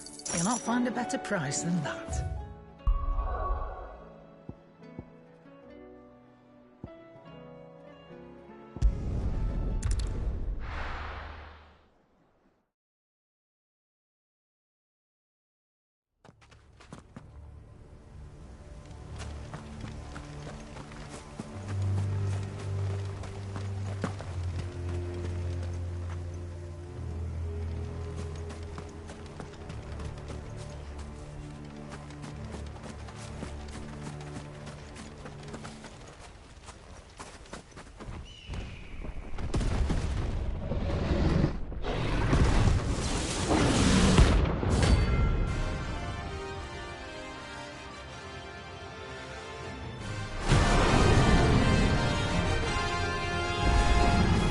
Another of the Royalist guard dogs. Quite a specimen it is too. Too slow.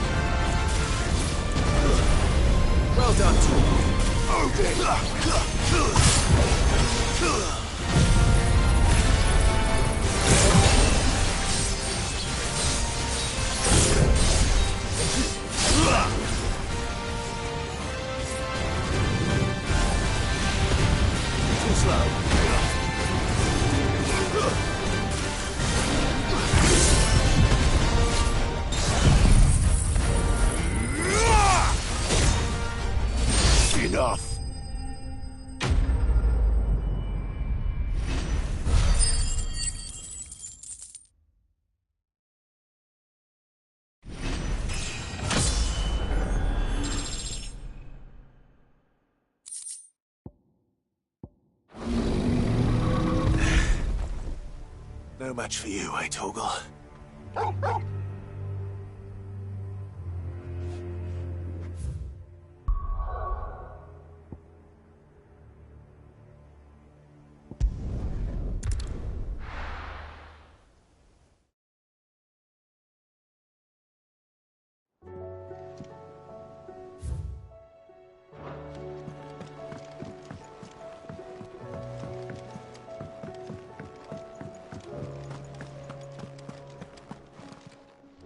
Clive, coin purse weighing you down? You'll not find a better price than that. Is that all? So what do I owe the honour? Crack the crystal? Oh, very good one. But then...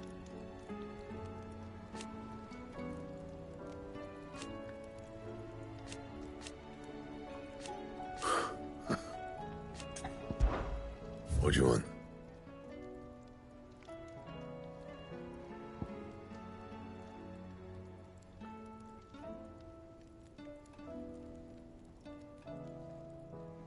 Anything else?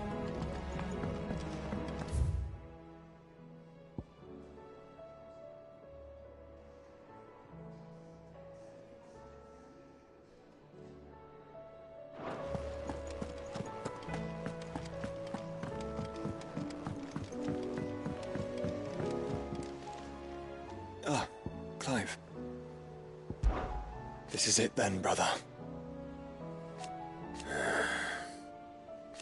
Indeed.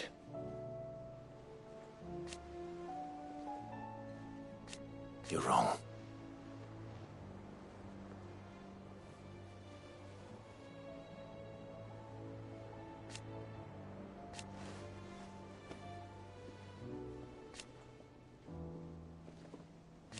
Of course. Joshua, what's wrong? And don't say nothing. It's... not nothing. I've received word from Cyril. The Undying have found Father's will. Or something akin to it. His will? How and where? In the crypt beneath Rosalith Castle. After Kupka was kind enough to drive out the Imperials, the Undying took the opportunity to recover what relics of the Duchy yet remained. And in the process of doing so, they found a letter from Father. I'm surprised anything survived down there. Cyril asked that I join him in Tabor at my convenience. I have been meaning to go, but... would you join me? Of course. I want to know what's in that letter as much as you do. Very well. I am ready to leave when you are.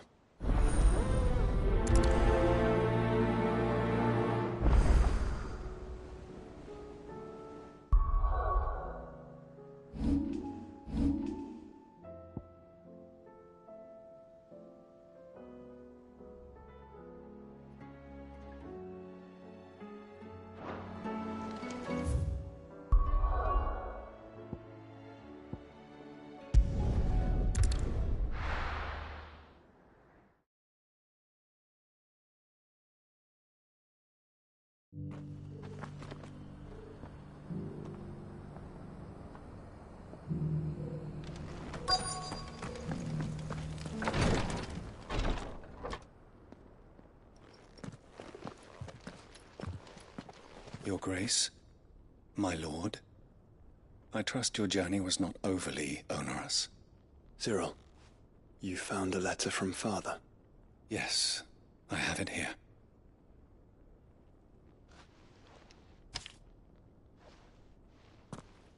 If you would do us the honor, my lord.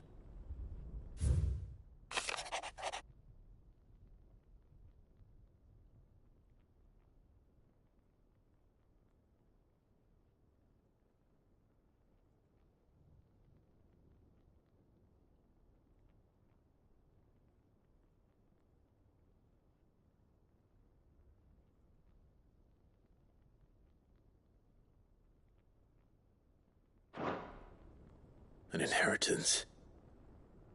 It would seem the late Archduke penned this missive shortly before his passing. The day before we left for Phoenix Gate. What are these plans he spoke of? His plans for the Duchy, Your Grace.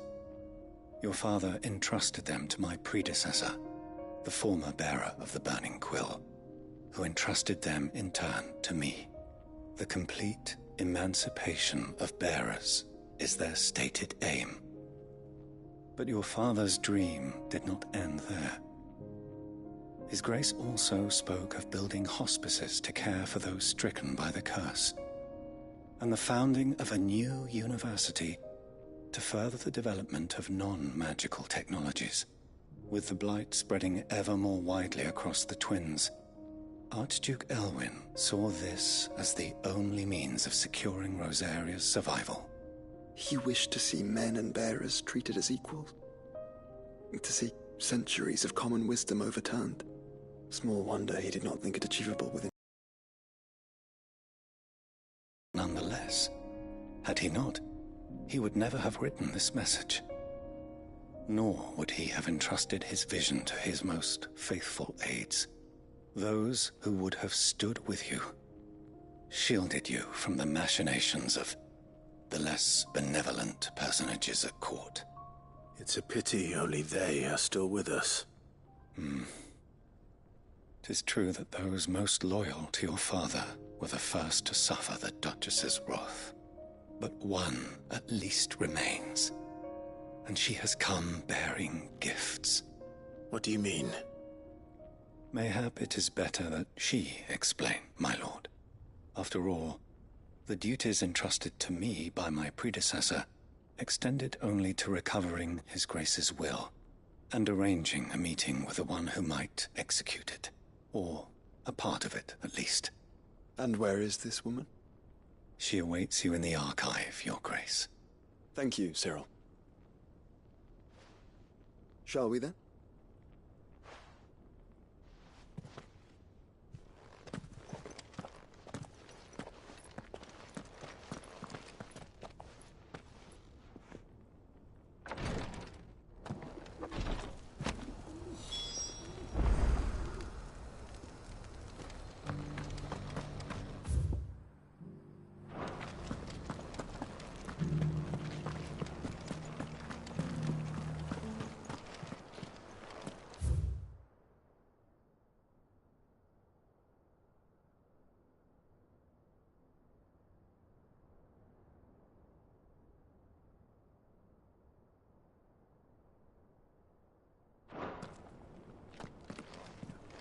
The Undying are not the only secret fellowship in this realm, you know. There are others, each working for their own ends.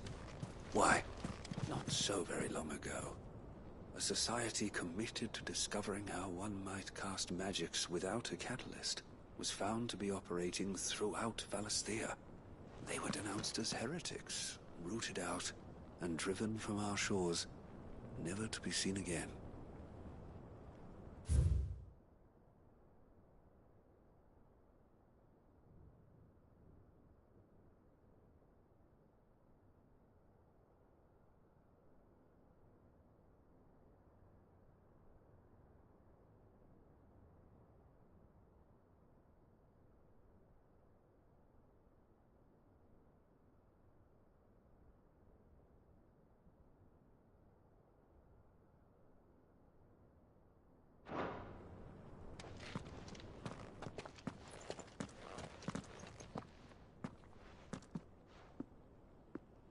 My lord, Your Grace.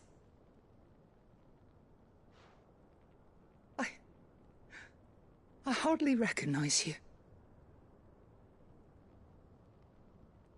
I am Goditha, retainer of House Rosfield, loyal servant to the Phoenix and his shields. Your father, the Archduke Elwyn, entrusted me with the delivery of a gift. I only hope you can forgive my tardiness in bringing it to you. Lift up your head, Lady Goditha. You have our gratitude for your service to our house and to our father. I merely did my duty, as any proud Rosarian would. My lady, perhaps you could explain a little more? What exactly is the gift you bring? As I'm sure you know, it has long been the custom for the children of House Rosfield to be presented with certain keepsakes upon their coming of age. Indeed it has. Our father often spoke of the day when our turn would come. And had he lived to see it, he would have presented you with the treasures I bear. Matching armbands for you both. Alas, he did not live. Indeed, he was taken from us even before they could be completed. He had intended to claim the Heartstone with which each armband was to be finished himself, but it was not to be. And his gifts remain incomplete. I see. It saddens me to bring them before you, as they are. It was your father's wish that you be presented with the finished articles, not these works in progress. But with his grace long since gone, and the stone left unclaimed, I had little choice. You are grown men now, and his house is yours. And while I would not presume to insist upon your claiming the Heartstone in his stead, I know that nothing would have pleased him more than for you to do so. Thank you, Lady Goditha. What say you, Clive? What else? Of course, my lady. May our father's will be done. Oh, I am much obliged. Do you know where we might find this Heartstone, my lady? I do. though it may be a matter of a good deal more than simply happening upon it. It is found in the bellies of elder griffins, you see. We do at least know where to find one. A certain specimen has made its nest in Titan's Wake, not far from here. A certain specimen? You are most perceptive, Your Grace. In answer to your unspoken question, yes. In fact, this is the very same beast your father meant to slay. I have been tracking its movements since you were but a boy. Were you to slay it in his stead, as men of House Rosfield, it would surely make your father proud. What say you, Joshua? What else?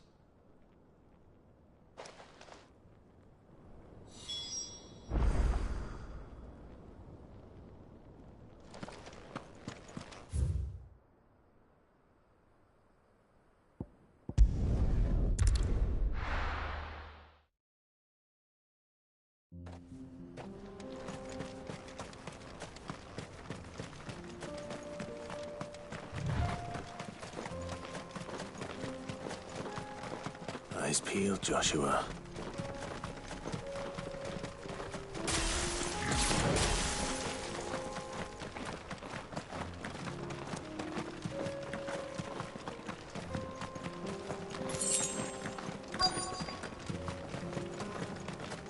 Caution. There it is. For House Rosfield.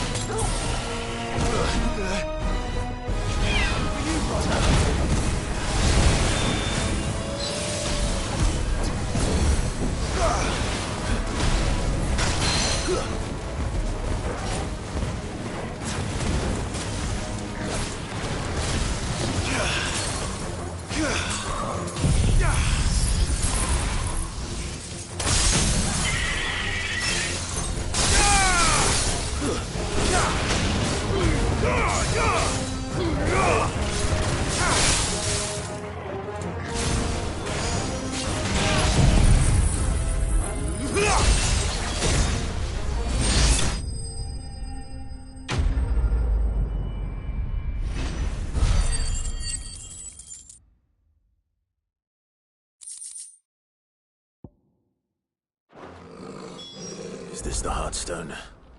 I expect Lady Goritha will know.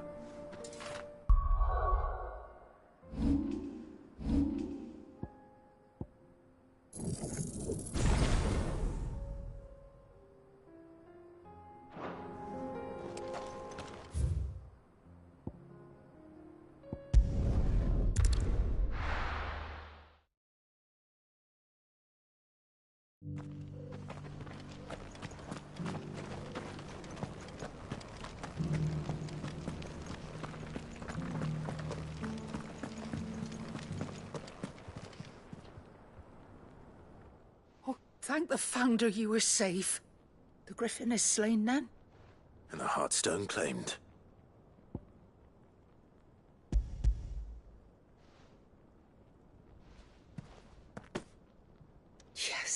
This radiant luster, like frozen flame, it is just as your father described it. Thank you, my lord. Your grace. Your father would be so proud. Lady Goditha, the lapidary is ready. Thank you, Cyril. I will be with him shortly. If you would excuse me, I shall have the stone cut and set forthwith.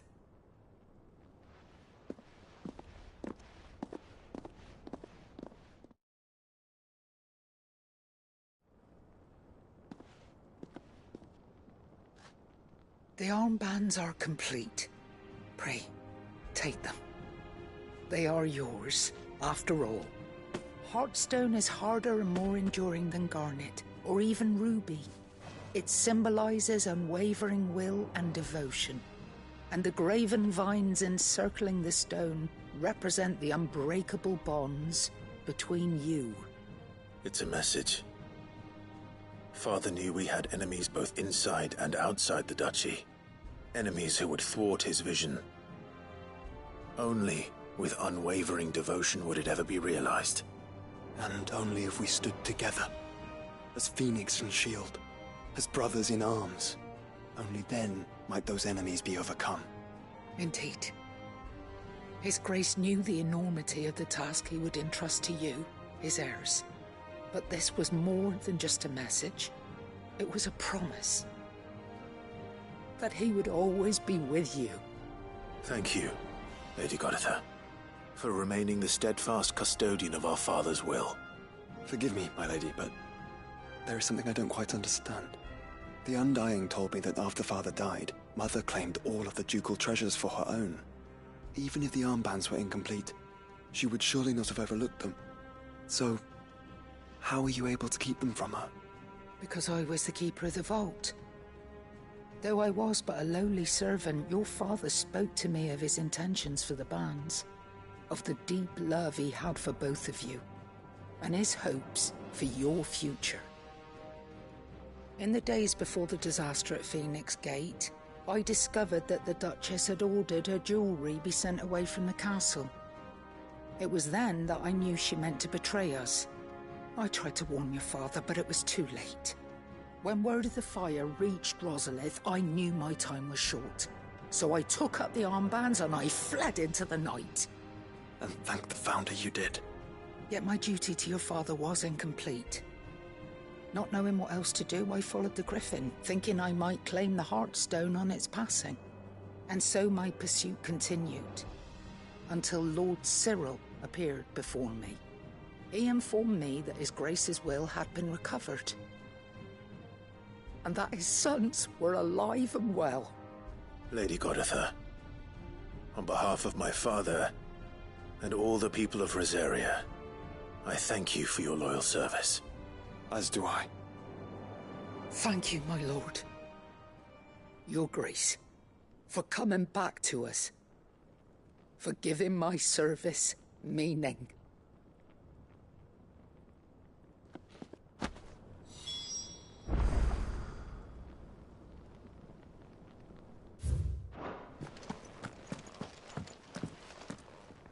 The bands suit you well. It must be gratifying to finally receive the inheritance that was denied you for so long. It is. And we thank you for the part you played, Cyril. If you would permit me to play my part a little longer, might I suggest that you make your way to your father's memorial atop Hawk's Cry Cliff? Let him see that you have received his blessing, and that his vision lives on in you. I suppose it would be churlish not to. What do you say, Clive? Shall we pay Father a visit? I think we should. I was hoping to be able to offer him my thanks before we left for Origin. Your father's helm is enshrined there. It has been since the day we recovered it from Phoenix Gate. I prithee claim it, for it too is a part of your inheritance, and I do not doubt that your father would prefer it in your hands than perched upon some lonely rock. Thank you, Cyril.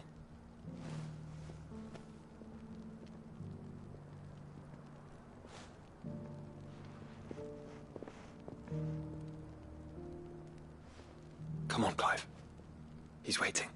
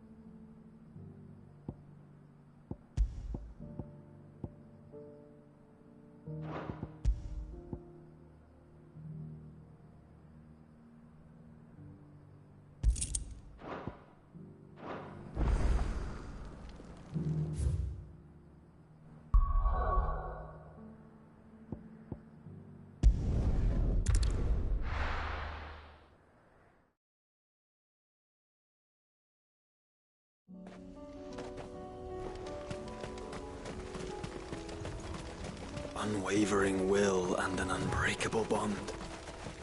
Do you really think we're strong enough? To save the world? Of course. To have overcome Father's political enemies. Of that I'm less certain. Especially knowing what we know now. Father is truly capable of.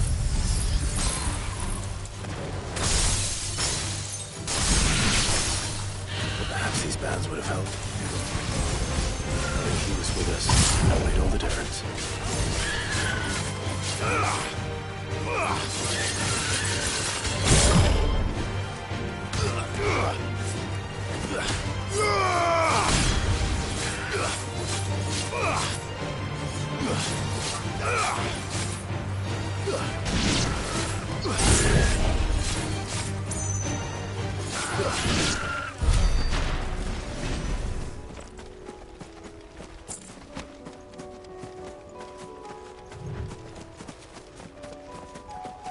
It's just back there.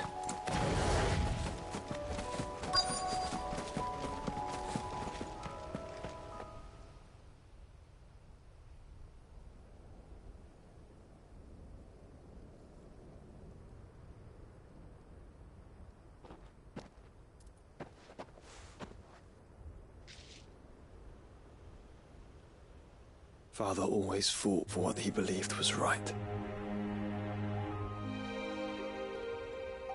It wasn't until that night at Phoenix Gate that I realized I had never fought for anything. I always had someone else to do the fighting for me.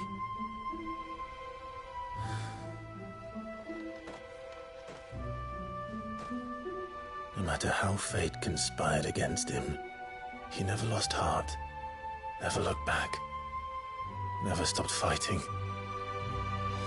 To me, he was the greatest of men. And I've been trying to live up to his ideals ever since.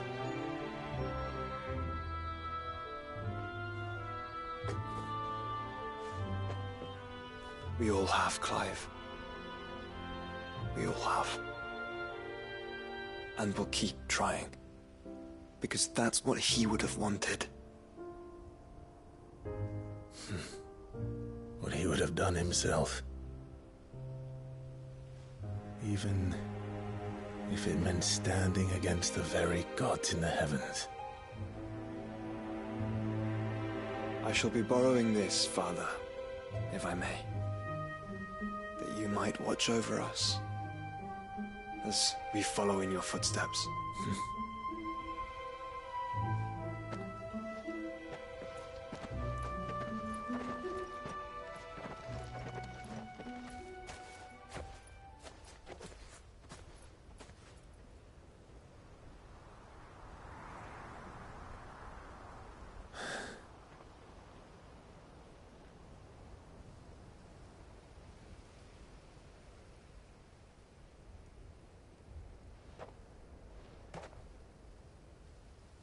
We won't lay you down.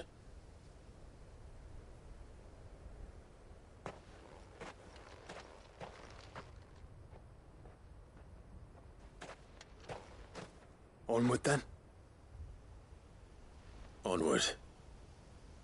To the end. And to a new beginning.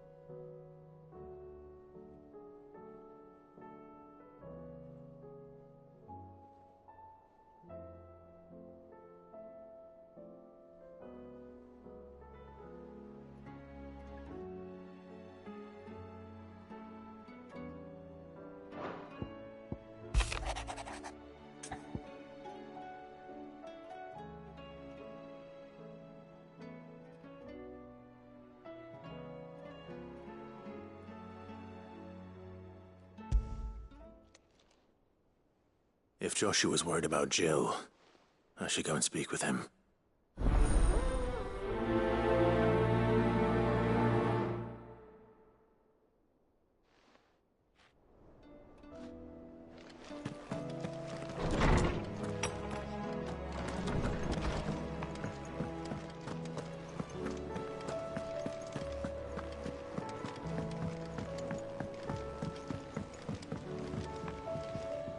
Joshua, I read your message. You're right. Jill is different. I don't think I'd realized how different, but since we returned from Drake's spine, I've felt it more and more. I suppose it's not hard to imagine why. She doesn't think she belongs anymore. And that's why we need to remind her she is still one of us.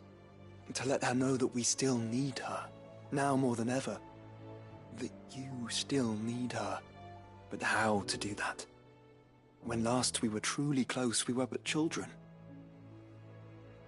Of course. Do you remember the time we accompanied Father on his annual tour of the Duchy? And Jill and I broke from the procession to ride up Man's Hill. To see the snow daisies, I remember. It was the first time Father had allowed us to join him.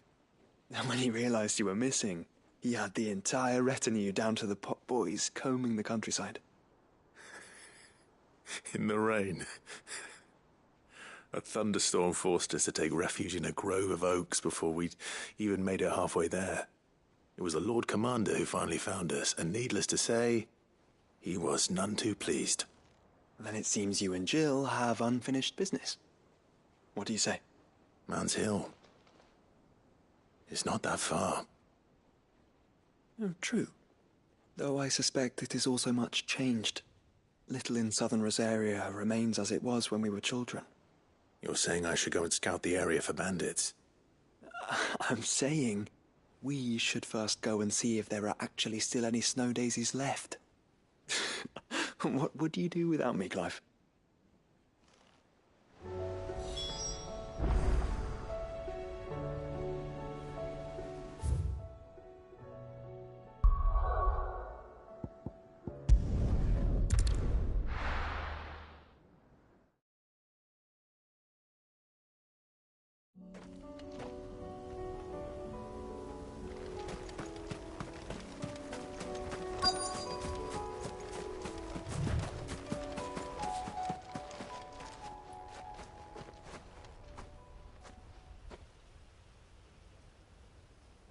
This is the place, but...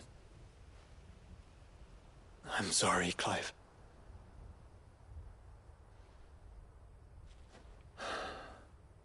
Has nowhere been spared. What do we do now?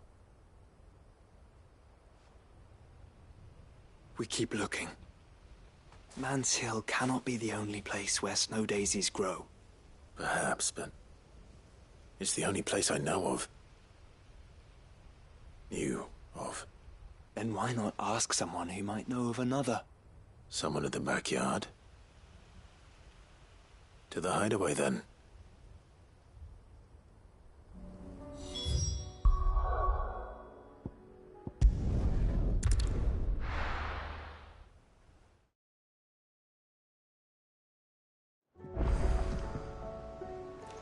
Let's hope one of the gardeners knows where to find snow daisies.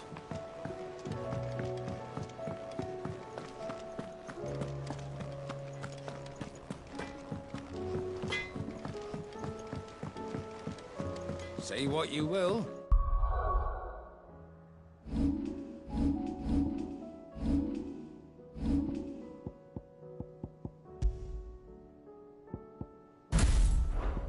Lady Karen has seen us.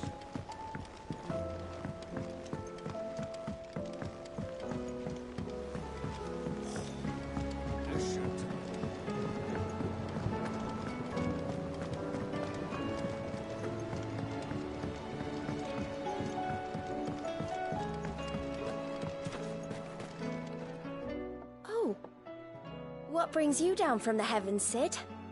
I need your advice. Joshua and I are looking for a place where snow daisies grow.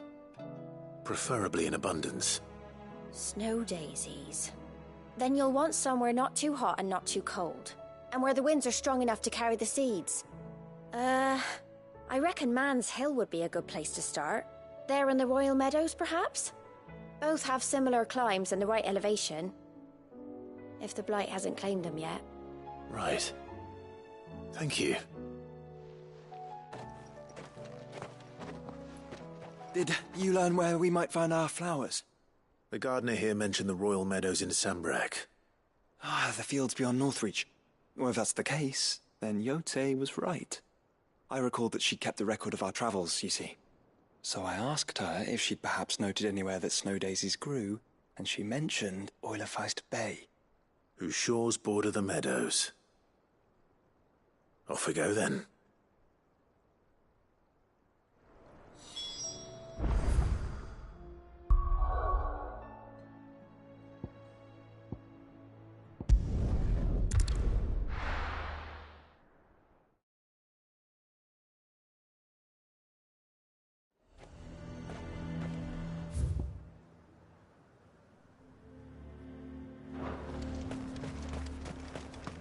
The garrison is threatening to pull their sentries from the markets.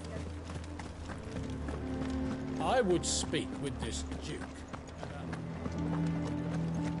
Saw the captain just now.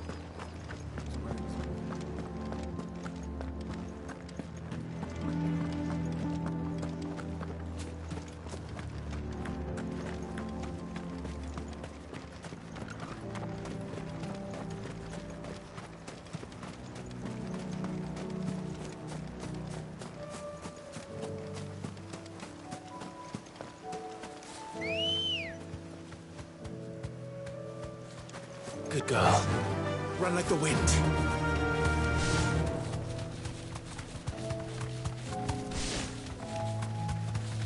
The meadows are vast. Where do we even start? Yote mentioned the coastline. We can start there.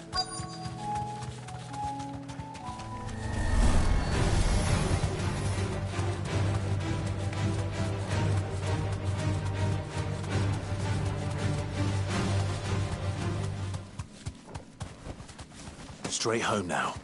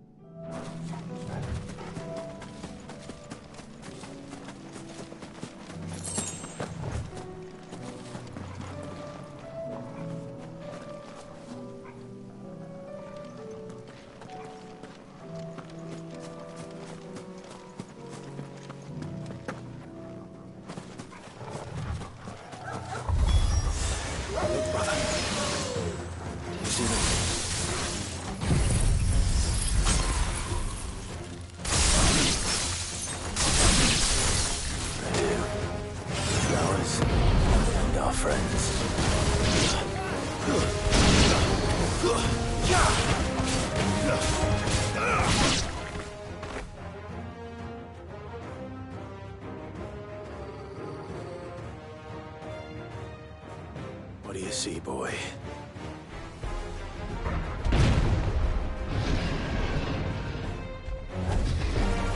Let's hope this is the last one. Only one way to find out. Let's try.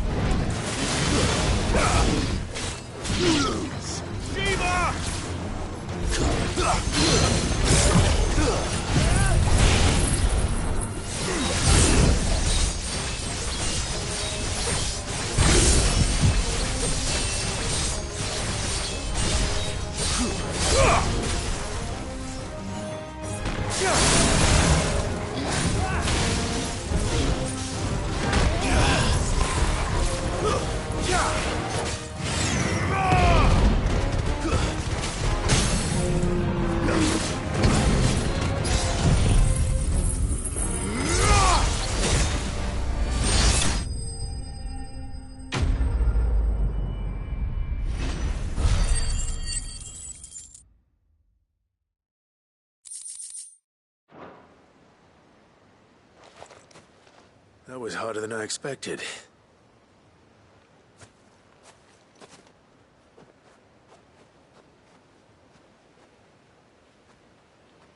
But found her. It was worth it. They're beautiful. Do you think Jill will like them? She'll love them. Come on. Let's go.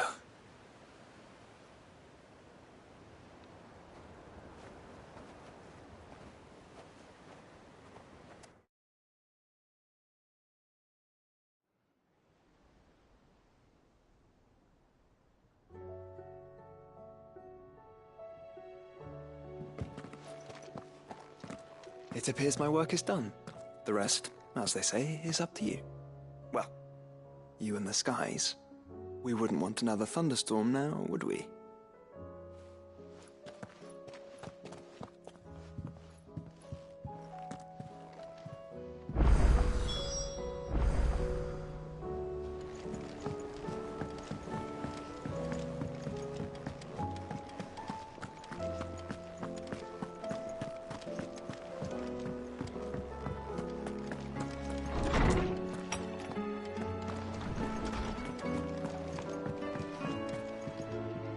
Jill, there's something I'd like to show you.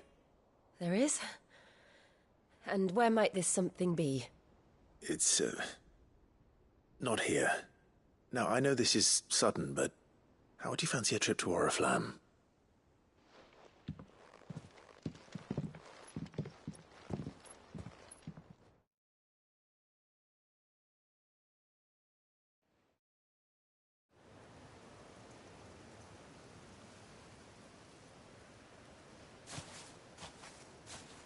There are so many. This is what you wanted to show me.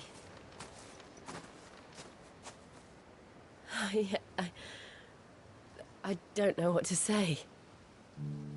You don't need to say anything. The smile on your face is enough. We've been worried about you.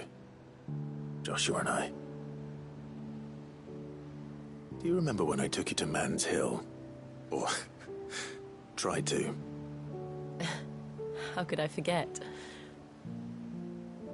You saw me crying and thought a change of scenery might lift my spirits. In the end, it earned me a nasty cough and a stern scolding from your mother. But I felt wonderful nonetheless. I'm sorry. I had no idea what I was getting us both into. But I couldn't bear to see you like that. Before we left, my chambermaid told me she'd overheard your mother talking about my marriage prospects with some of the noblewomen at court. They were debating whether it would be more profitable to marry me off to one of the high houses instead of saving me for the ducal line. No one thought to ask me what I wanted. I was nothing to them.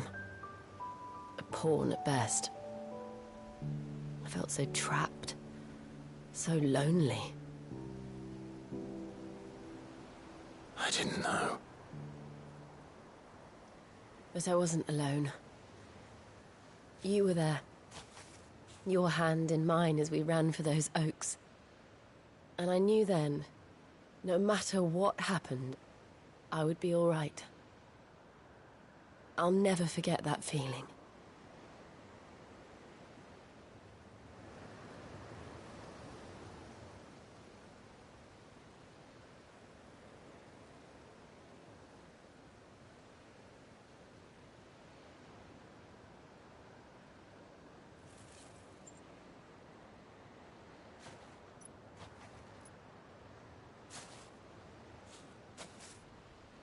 Before we broke camp, the morning after the storm, do you know what I did? No? What? I slipped away from my governess to climb the tor. And from there I saw a sea of petals, all reaching for the sun. And I realized no matter how terrible the night, dawn would always come.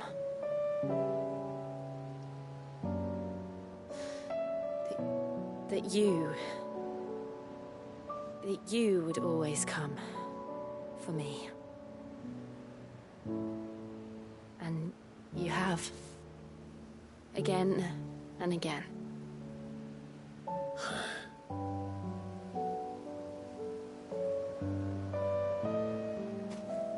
Where do you see us?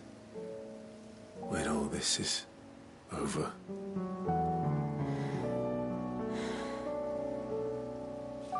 I don't know.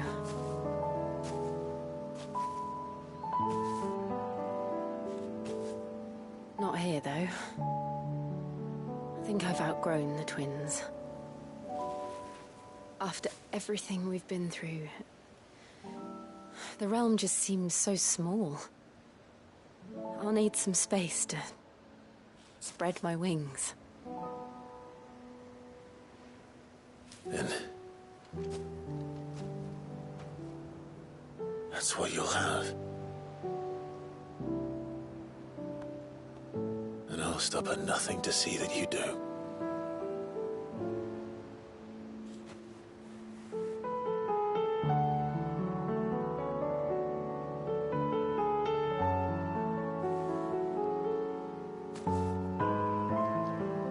Was much good at garlands, but it'll have to do. I'll treasure it forever. Thank you, Clive. For this, the flowers, for everything. It's exactly what I needed. You are my treasure.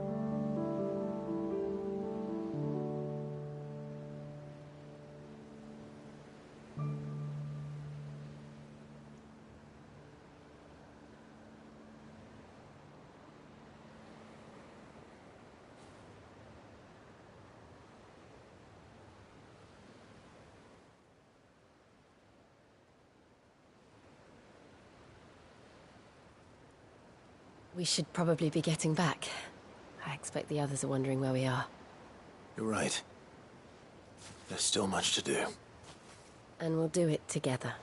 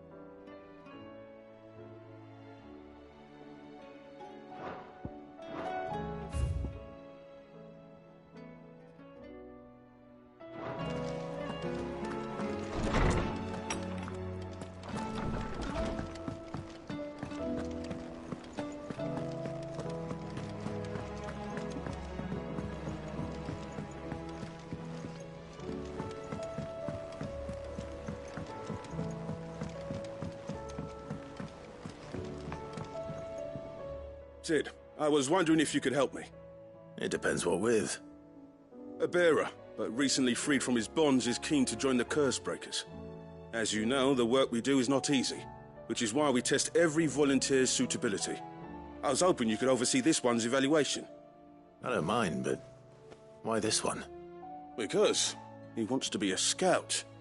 Our ranks are filled with men and women capable of breaking chains and putting slavers to the sword. But scouting? We're few with the nose for that, which is why we still rely so heavily on Gav. And since he accompanies you on so many of your missions, I thought you might be better placed to recognize the traits in him that we should look for in those who'd fill his boots. Sounds reasonable. So you happy to oversee the boys' test, then? One can never have too many scouts. Truer words, Sid. I'll let the initiate know that you'll be attending his trial, and that he is to proceed directly to Northreach in readiness. No time like the present, eh? No time like the present. I'll await you there.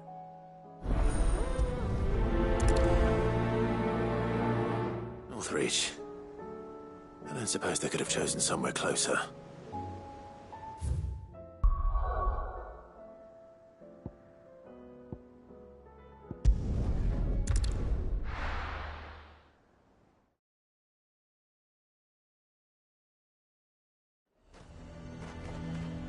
Nazir might at least have mentioned where in Northreach he'd be testing this recruit. I'm nervous. Well met, Sid. This is the initiate. Ember, present yourself. At your service, Master. Please, just Sid. There are no masters here. Your life is your own. Oh, of course. Thank you, Sid. The sergeant says you'll be evaluating me at my trial. To become a scout, yes. You are aware of the dangers inherent in that role. I am. But I swore I'd face them. Just like the man who saved my life. And who would that be? Gav. It was him who found me and freed me.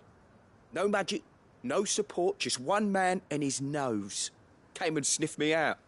It taught me what one man can do if he puts his mind to it. And I've been training ever since, so that one day I can be someone's saviour, just like Gav was mine. I'm sure he'd be flattered. You clearly have good intentions, Ember. And it sounds like you're under no illusions. Stick to this path and you'll make a fine Cursebreaker. So, what? Have I passed? You haven't even started yet. Now listen.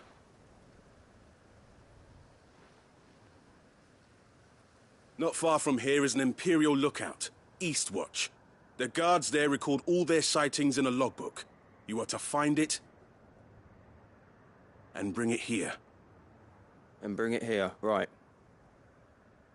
Anything else? No. Sneaking into a heavily guarded Imperial outpost and stealing the logbook would be quite sufficient. You'll need to assess the situation, determine a point of entry, create a distraction and effect an escape, all without being discovered and thrown into an Imperial oubliette. Ember, Gav isn't our best scout because he can do everything. It's essential that you know your limits. Know my limits, right. I won't let you down.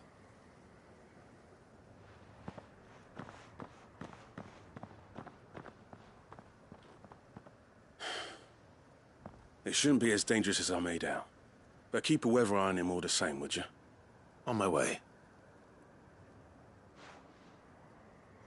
All right, Ember. Impress me.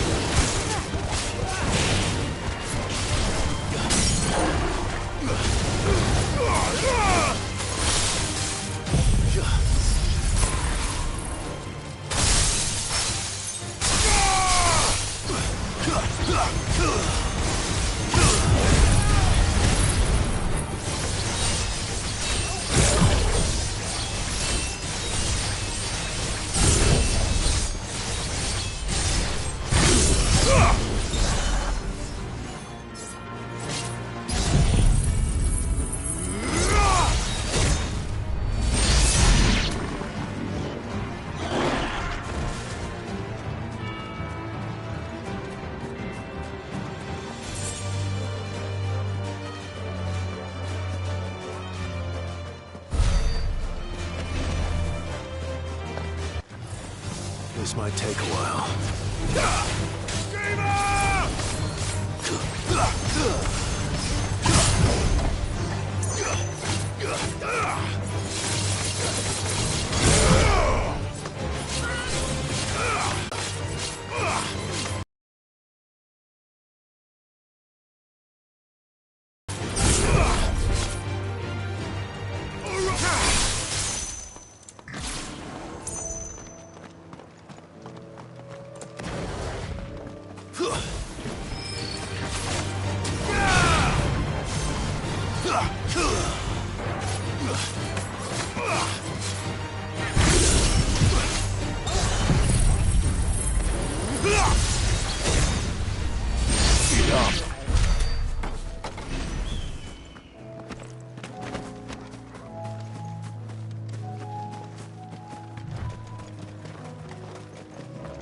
These are clean kills. Perhaps young Ember really is ready. Or maybe not.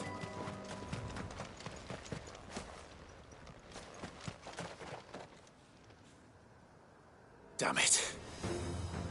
Ember, draw your sword! I can't! Then run!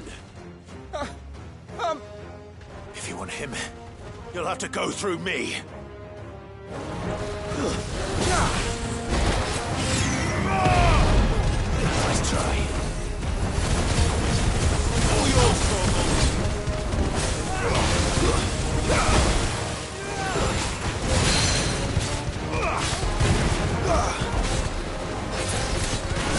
slow.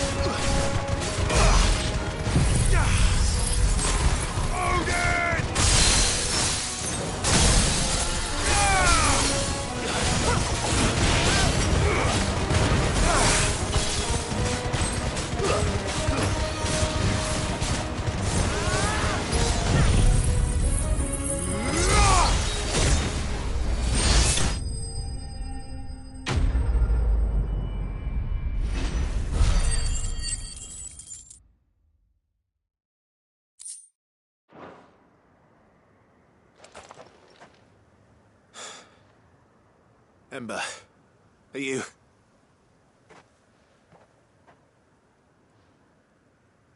Gone. Of course. Scouts really are a rare breed. Back to Northreach it is, then.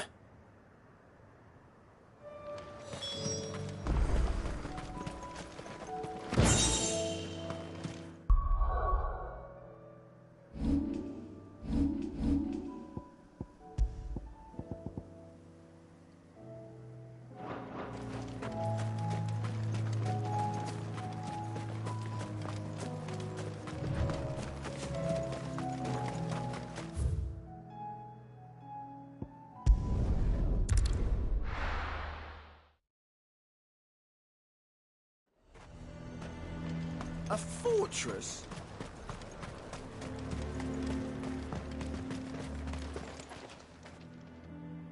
I didn't expect you back so soon. Where is Ember? How did he fare? I thought I'd find him with you. He must have fled. I followed him to Eastwatch, where I found him being set upon by a wild Avis. He was just standing there. Didn't even draw his sword. I had to step in and take care of things.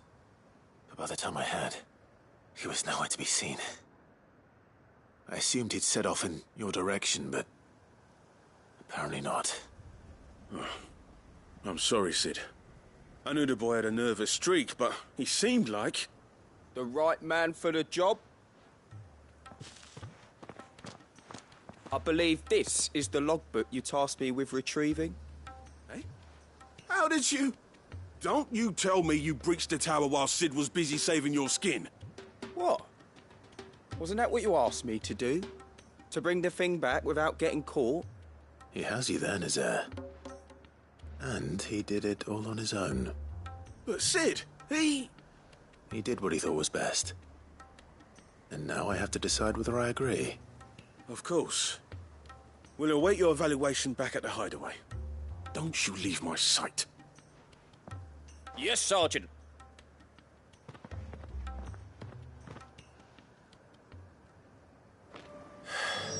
This won't be an easy decision.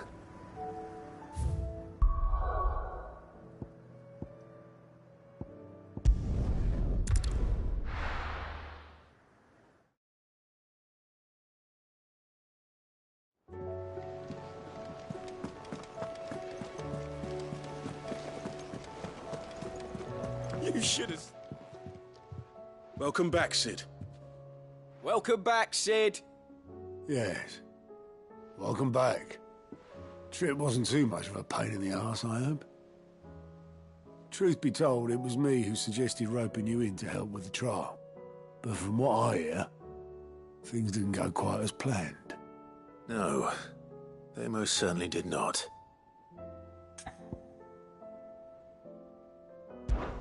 Ember lost his nerve in the face of a beast of prey, but he didn't lose heart.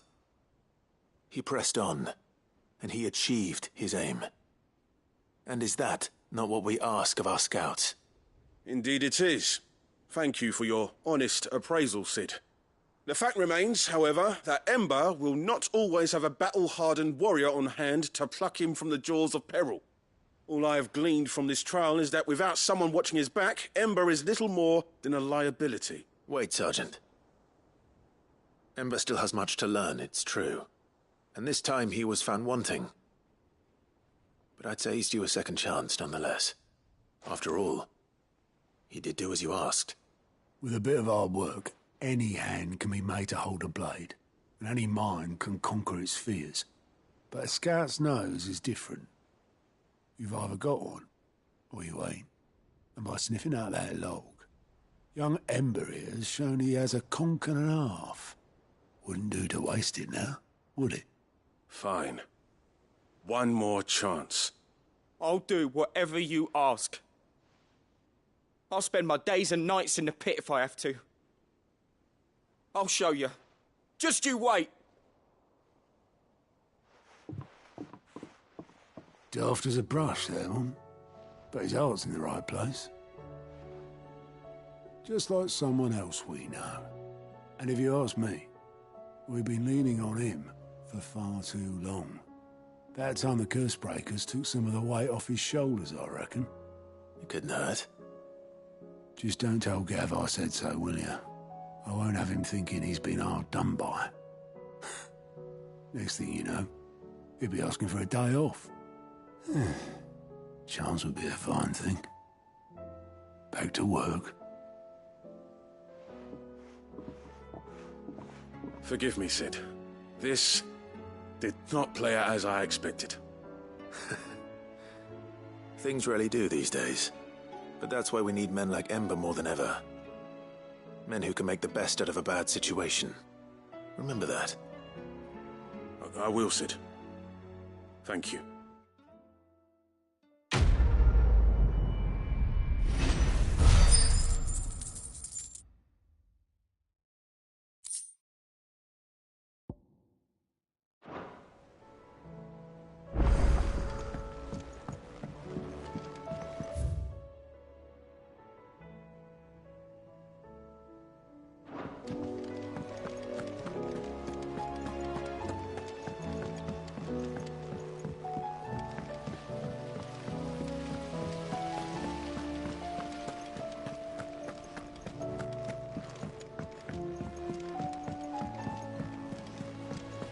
What do you think happened to Miss Middledore? I heard she was kicked out of the university.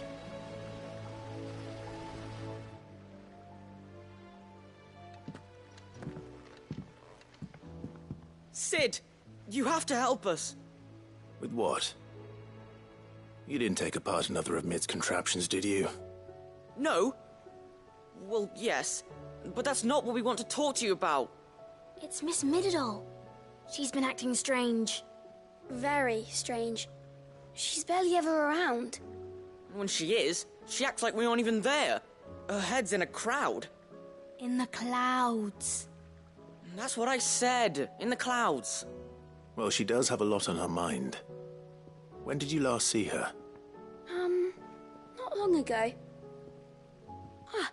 Right after she got back from saving you from Stonear. Then it's probably just about the Enterprise. It did take quite a battering on the way there and back. You didn't break it, did you, Sid? You really should be more careful around Miss Middeldore's inventions. Don't listen to her. Even if you did break the Enterprise, you could put it back together, couldn't you? But who's gonna put Miss Middledore back together? She seems really sad. Why don't I go and see if I can cheer her up? You do that? For us? She's in her dungeon. Don't scare him. It's not a real dungeon. Thanks for the warning.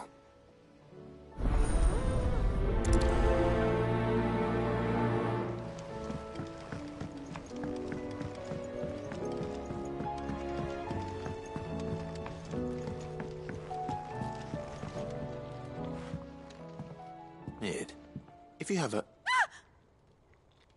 That's it! I knew it! The answer was right here under my arse all along! If this doesn't steer to the skies, nothing will. To the skies? You aren't trying to give the Enterprise wings, are you? What else would I be doing? The children seem to think you're avoiding them. They're worried about you. Is this really so important that you need to shut yourself away from everyone? The Enterprise is already the fastest ship in the realm, and that's with the sea beneath her. But what if she weren't bound to the waves? What if she weren't bound to anything at all? It's not fair. The gods get the skies all to themselves, so I'm gonna do something about it. The Fallen had their chance, but they relied too much on magic. And see where that got them? But not me. I've discovered how to do it without. Well, almost. First, I need to make a prototype. And is that a one-woman job? Are you volunteering? I'll have you know the Enterprise is my baby. But if her godfather's offering to lend a hand, I'd be happy to take it. First, I'll need oil, and not just some old drippings from Miss Molly's spits in the Tub and Crown. Refined stuff, like they make in Ordil. Then I'll need some bone, or shell. Light, strong, preferably no longer attached to the beast it belongs to. If it's beast bones you're after, I'm sure the Cursebreakers will know where you might find some. No, they'll know where you might find some. You're the one who offered to help, remember? I should speak with one of the Cursebreakers before I set off for Old Hill. See if I can't find this bone while I'm there as well. Has Midadol mentioned a new project yet?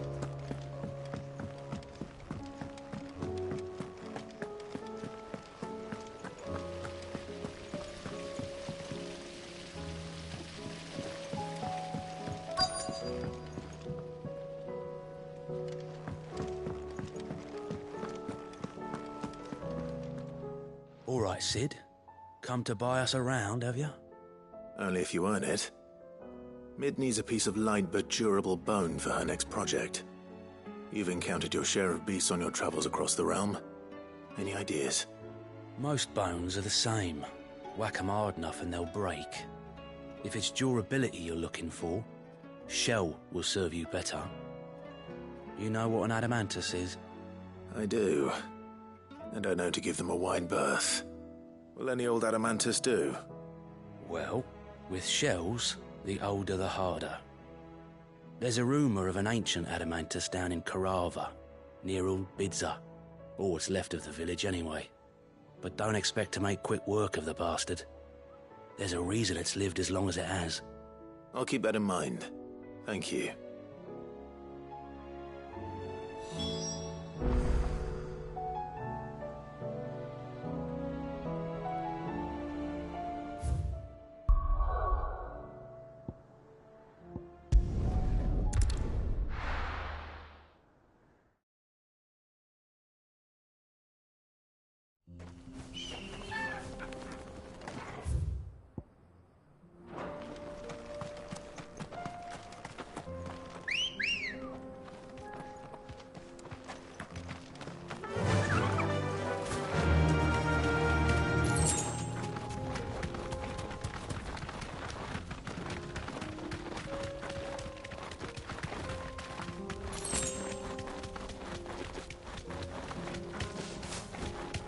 Here we are again.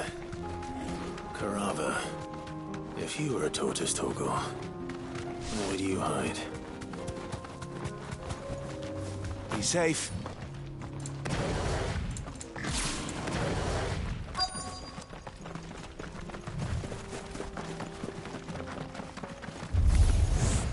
It looks like we found him.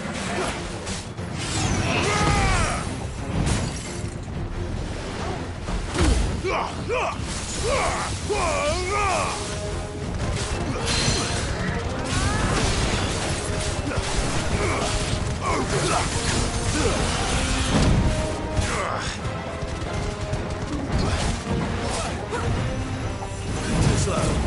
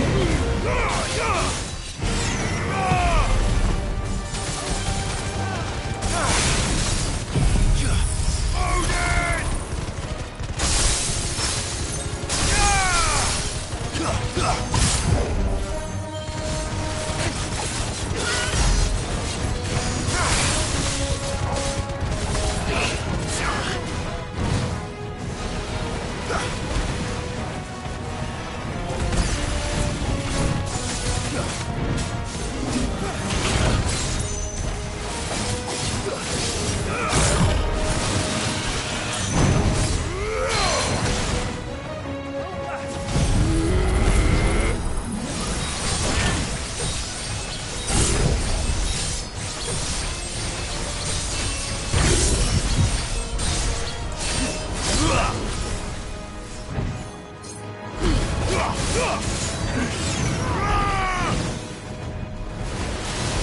slow.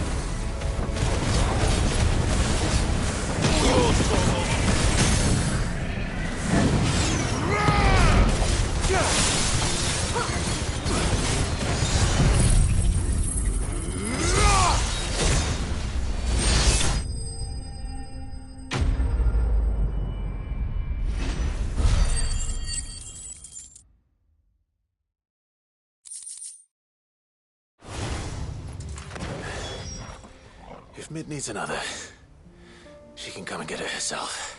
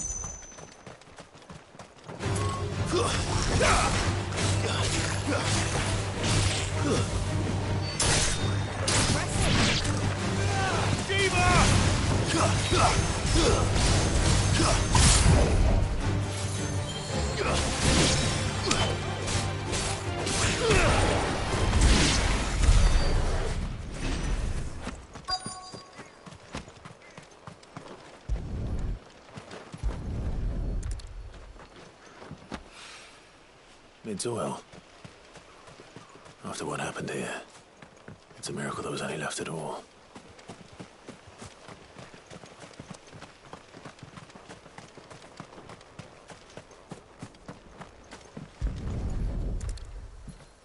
I better get these materials to Mid so she can finish her prototype.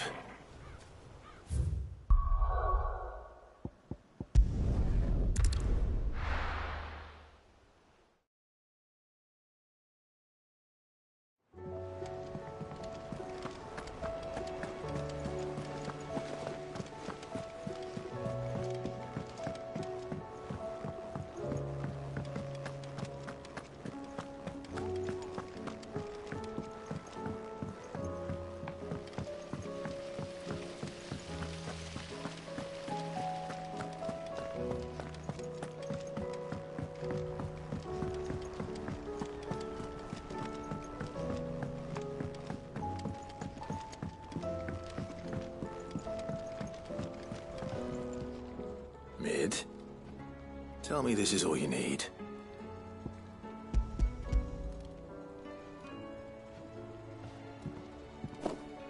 Aw, you make it sound like I asked you to save the world or something.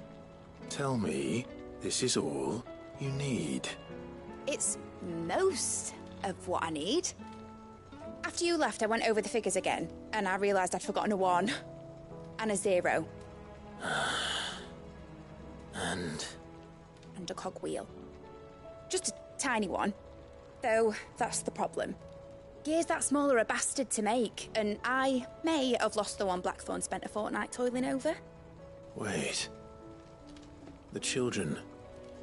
When they took apart your scales, there was a tiny brass gear. Now that I think about it, they didn't use it when we put the scales back together. The young'uns? But why would the... You know what? I don't want to know. I'll keep working on the model. You go and find that cog.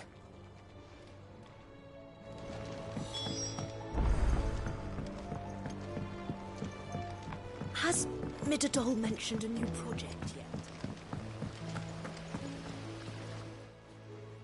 Sid! Is Mid still hiding from us? She wasn't hiding. She's fine. She's just busy working on her next project. A new invention? What is it? What is it? Is it an airship? I bet it's an airship! Do you think she'll let us help? That just so happens to be why I'm here. She needs something special, something only you three can provide. A brass gear. A tiny one. One that might fit on, say, a set of scales? Oh, the one you forgot! We remember. We saved it, just in case. It's in the bag of bits. Since your lesson, We've been disassembling, then reassembling everything we can find. All the pieces that are left over, we keep under our beds, just in case. That's good to know. Look! I found it!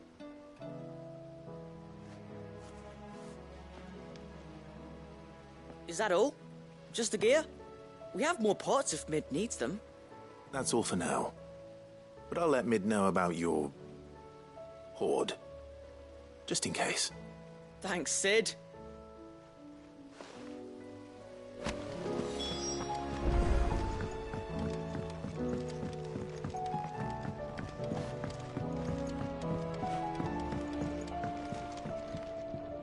Well, did they have it?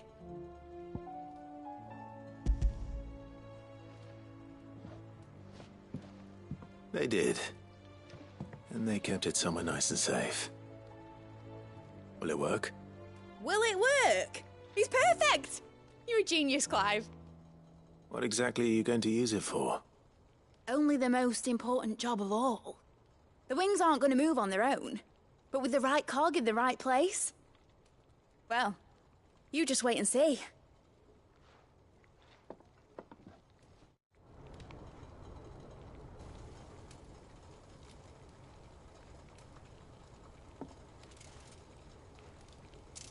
That should do it.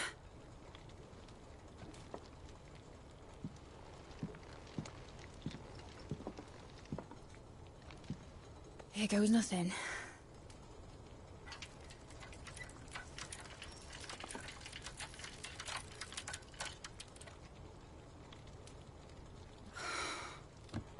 Titan's tits.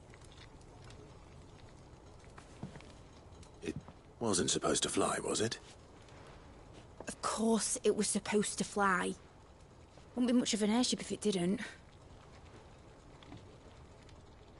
Honestly, these bloody engines are driving me mad. I was so sure this would be the day she soared. The mithril engine was made to make dreams come true.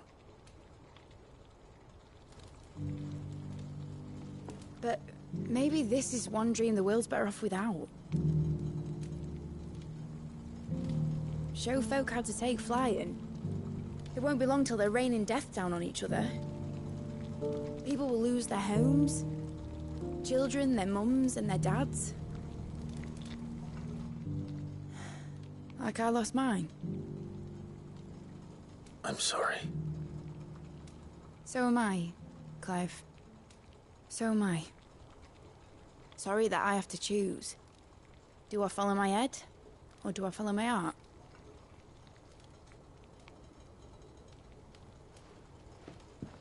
Good question. The first time I stood on the deck of your ship, felt the wind in my hair. It was like I was flying. But imagine how it would feel to actually do it. My dad always said there were two ways of living life. Chasing a dream or shuffling to your grave. And he were right. Right about a lot of things. Not that I like to admit it. People need dreams to chase. Especially in a world like this.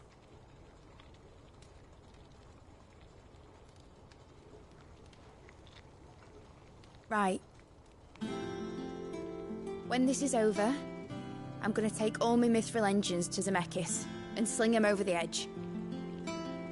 I won't have my dream end up turning into someone else's nightmare. But all that hard work... All that hard work will not be used for war, Jamie. But it ain't like it'll be gone. Tell me, Clive, have you ever been on a treasure hunt? Not since Joshua and I were boys. Why do you ask? Because I'm gonna bury the engine schematics and leave behind a little riddle telling people where to find them. A really hard one, so that only the most dedicated dreamers will ever be able to work it out.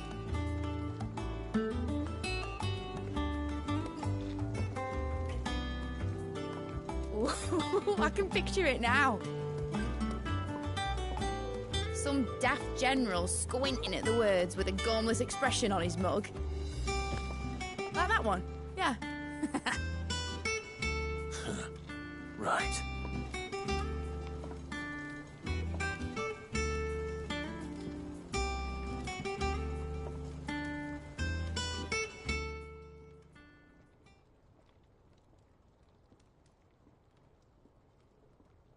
Of course, if I'm putting this engine at the end of a treasure hunt, I'll still need to make it a treasure worth hunting for. Won't be much of a prize if it couldn't even make a toy boat fly after all. My dad always said, dream big. But it ain't the size of a dream that's important, is it, Clive? Only that it's a good one. And I reckon I've got a fair few good uns left in me. I'm sure you do.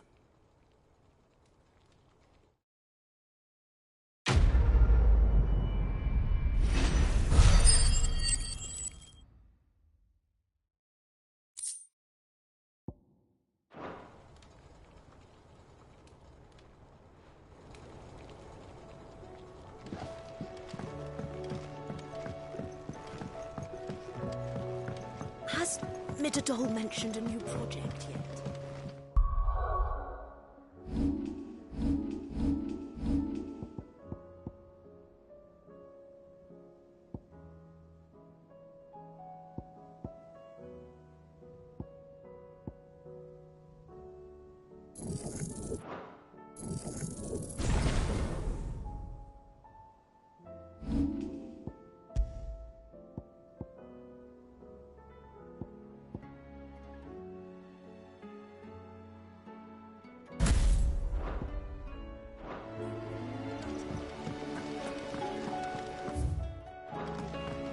Miss Shirley says your book's made quite an impression.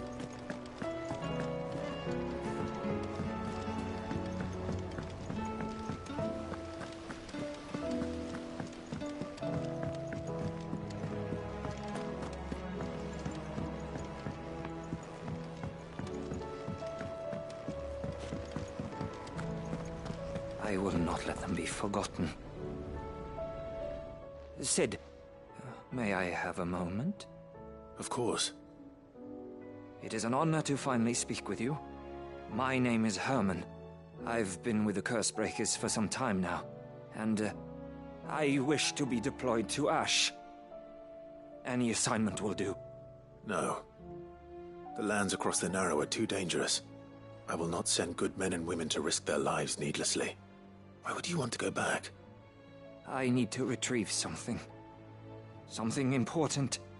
I was raised in an orphanage. The Badbach Conservatory. Or rather, I was held captive there. It was not a place of nurture. It existed solely to turn bearer children into mindless weapons. We were tortured until we feared no pain. Tormented until our hearts turned to stone. And few ever survived long enough to become tools of the last king. I can't imagine. I lost so many. I can't even remember all their names. But they must be remembered. They cannot fade away, faceless and forgotten. The Institute was run with military precision. Every child measured, every name recorded, every death logged with meticulous care. Sid, allow me to travel to Ash and recover the registry so that my brothers and sisters might live on. You are a good friend, Herman. But the fact remains that Ash is simply too dangerous. Sid, please. Even should it cost me my life. Too dangerous for you, Herman. But not for me. I'll go to Badbach and find the registry. You will? I won't let you risk your life. I don't know how to thank you. You can start by telling me where I'll find this orphanage. Vida Grace. Hidden in a forest, overlooking the plains. All right. I'll see what I can find there. May the mothers guide you.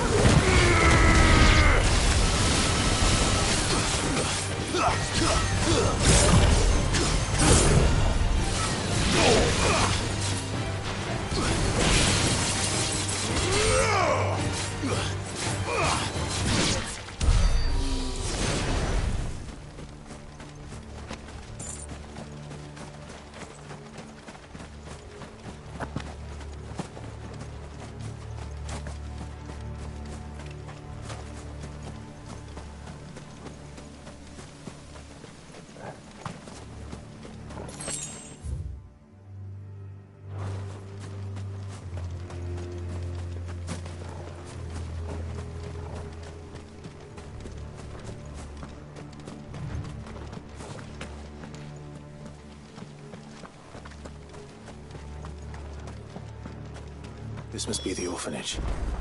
Hopefully the registry is still here.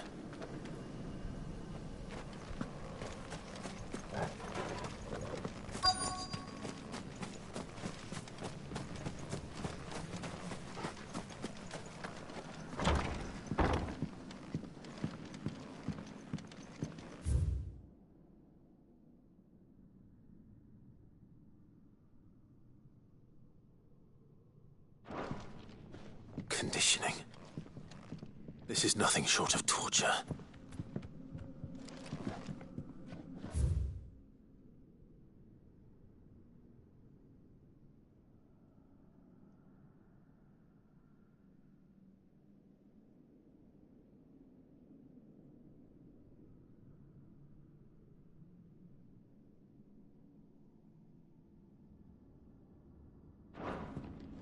Disposed of. Herman wasn't exaggerating. It's a wonder he survived this place. I need to find that registry.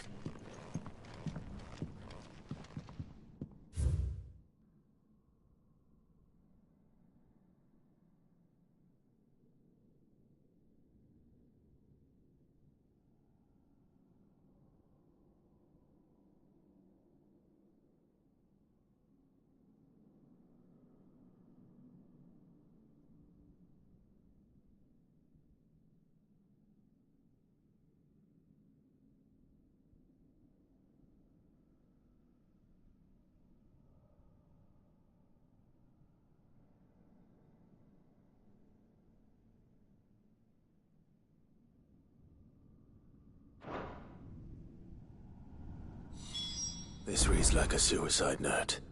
Did the director go through with his plan? There's only one way to find out.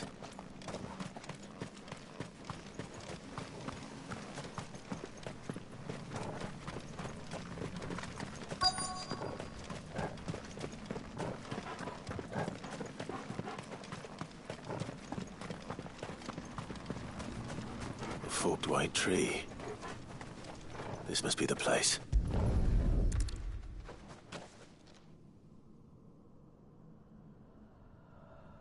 Could he really be buried here? There's something hidden among the roots. Let's see.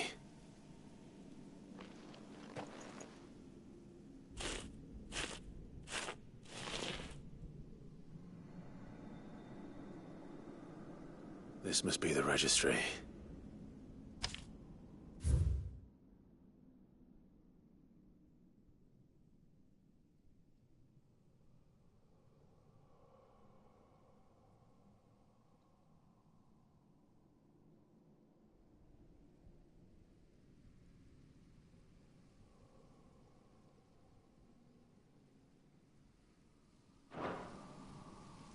So many names. This place was a slaughterhouse. Where is the architect of all this misery?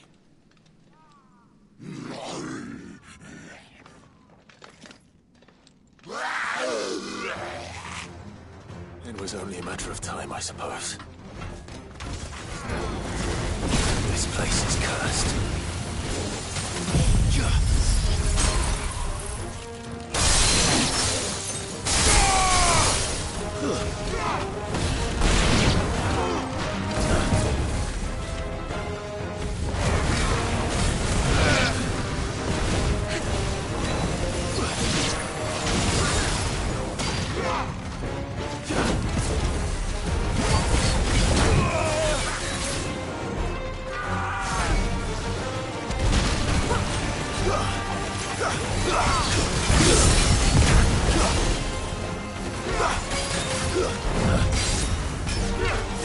Nice try.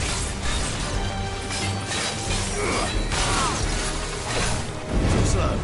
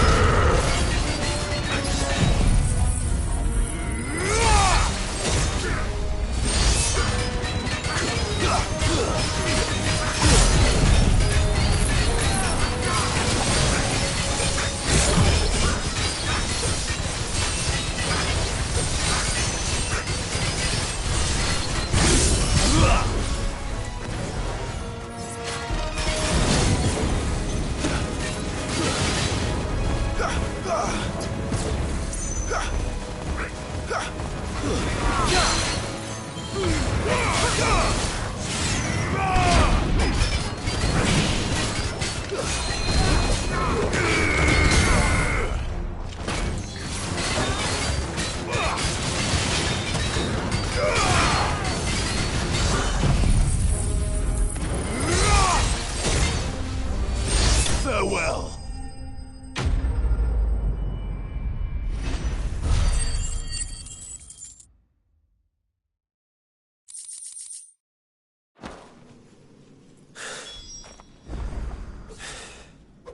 I'm done here. Let's get the registry back to Herman.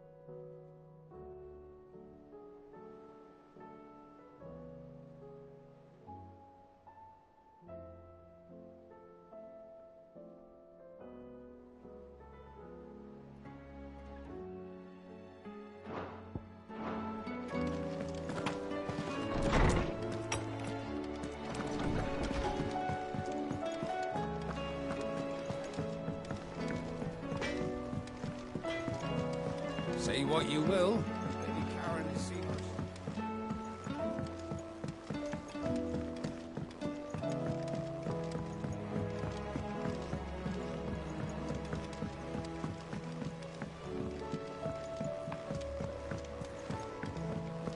Do you thinks it'll tell us about his adventures in Ash.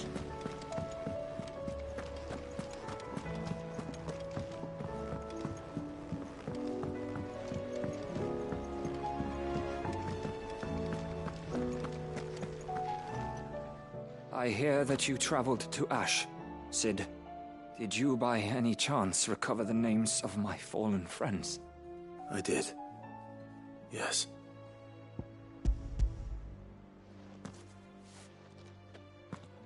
If I may, the bearer registry.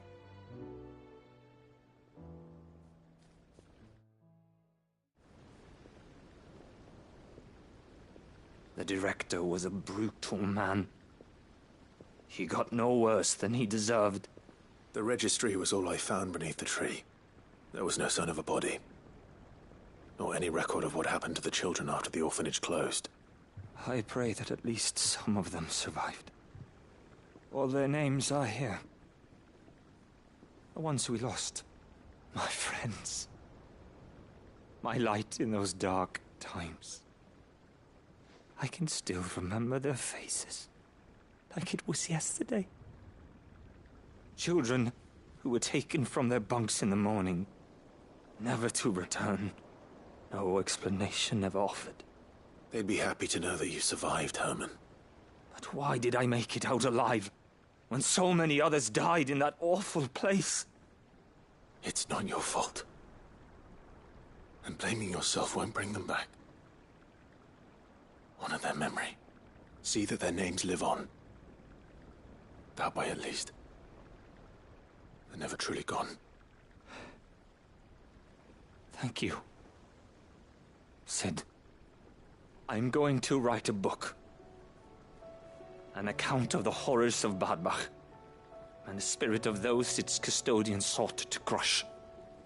All of Valisthea will know of our suffering, and in the name of those I lost, I will not let it happen again. Neither will I. These records would have been buried for all eternity, were it not for you. Thank you.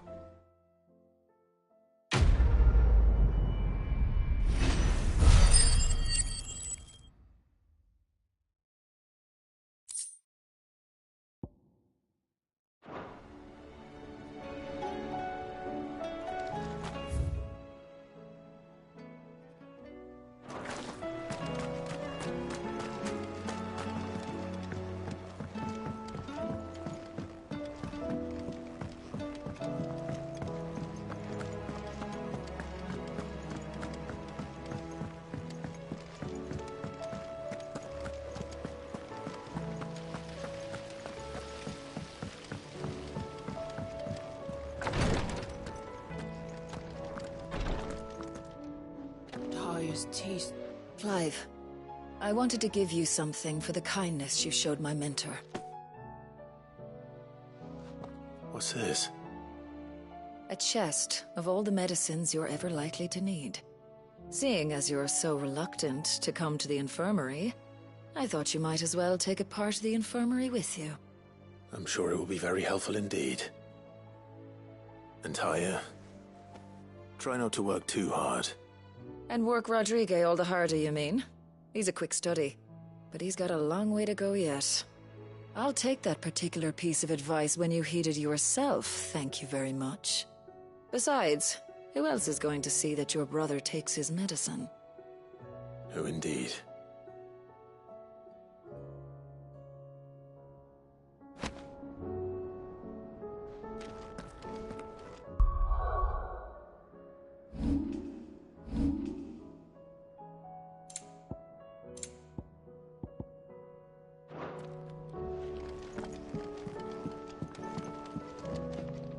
Yes, my lord? His Grace and I. At first,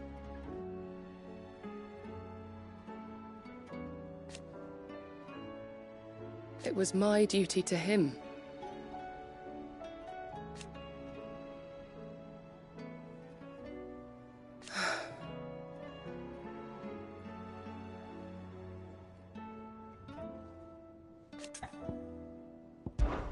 My lord.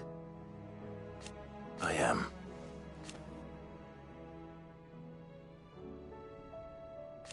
I do not doubt it.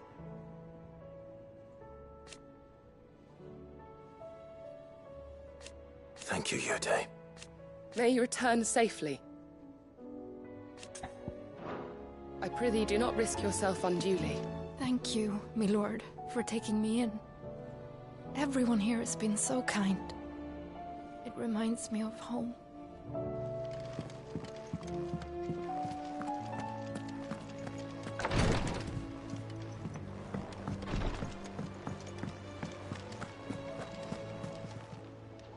Oh, I wasn't expecting you back. You earned this.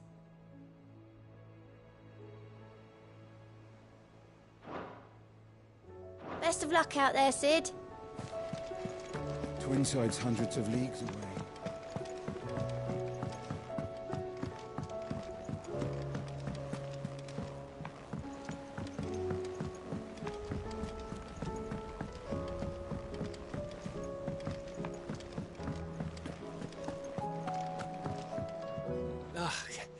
You alright?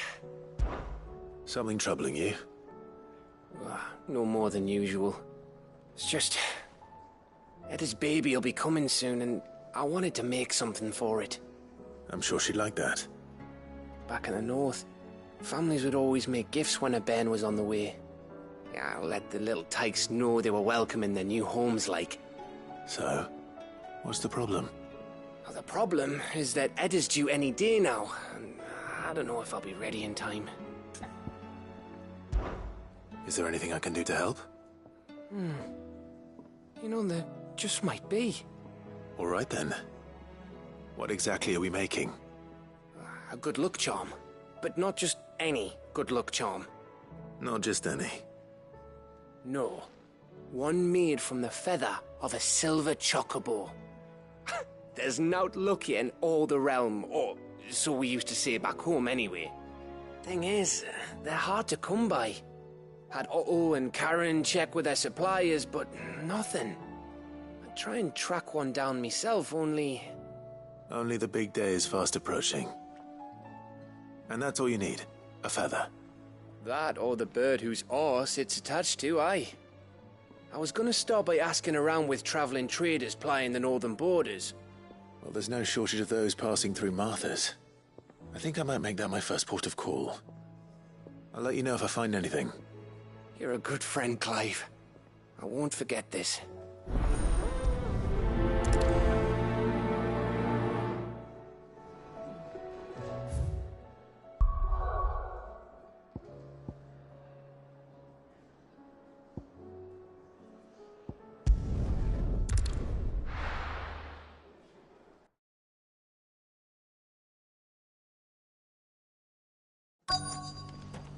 Let's hope one of the merchants here has what Gav needs.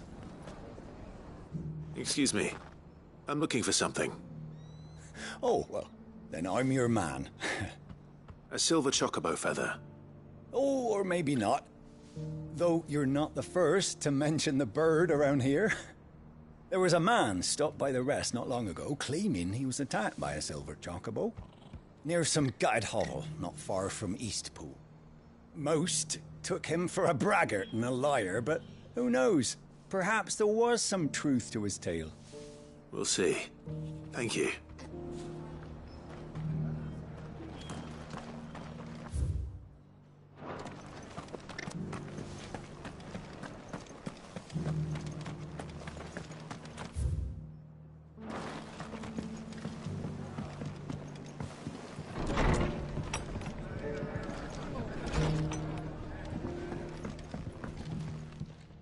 Good to see you. When I was a little girl...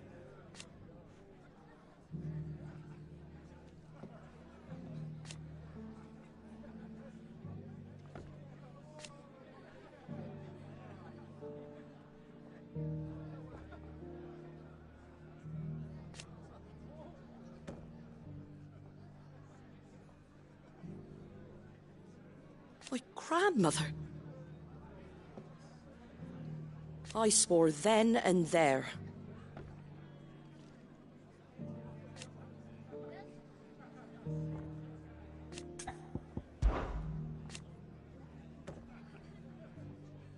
Put the wind right up us.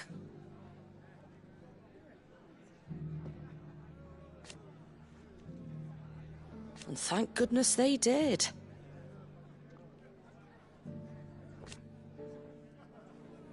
Like being back in the glory days.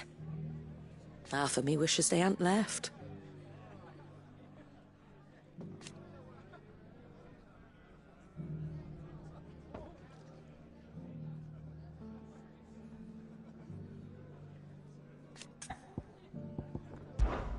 It ain't exactly a bed of roses.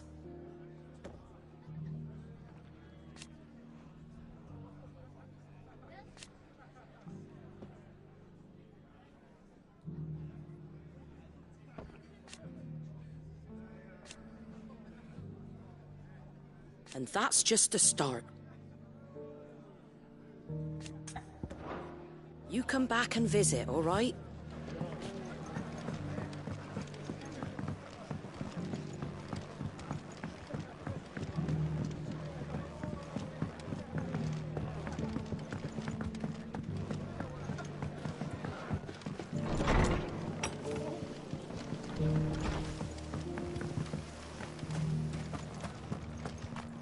Just because the heavens have gone to rack and ruin, it don't mean we have to. How do, traveller? You've the look of a man who could do with a new whetstone. Or perhaps a bawdy etching of the Vicerine. Maybe another time. I'm looking for a silver chocobo feather. If that's the case, rumours are all you're likely to find. No one has seen a silver chocobo for years. Word is they were all hunted for their feathers. Some northern nonsense about bringing good luck. Didn't bring them much, nor their bows.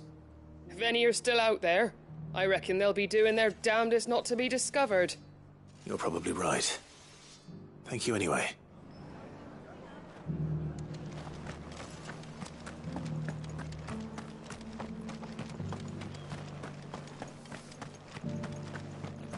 It doesn't still hurt, does it?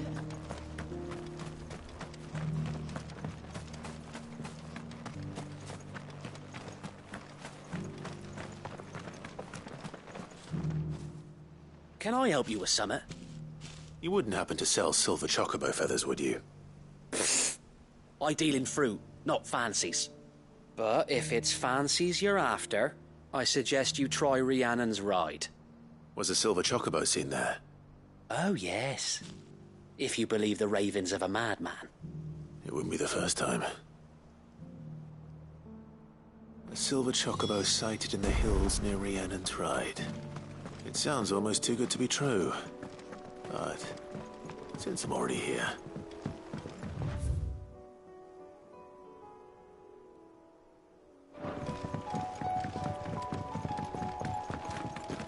Can hardly make out a plummet.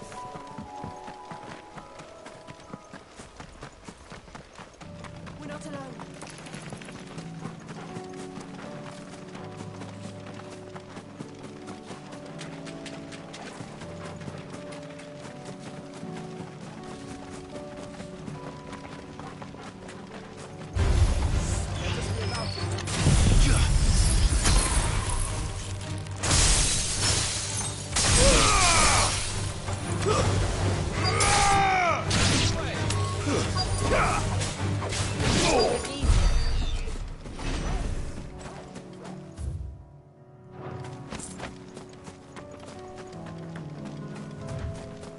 Tracks.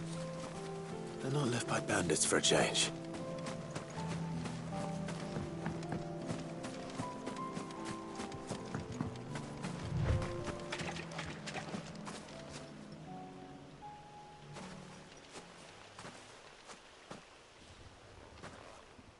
More tracks. And these look fresh. The chocobo was here. And recently. Perhaps it still is.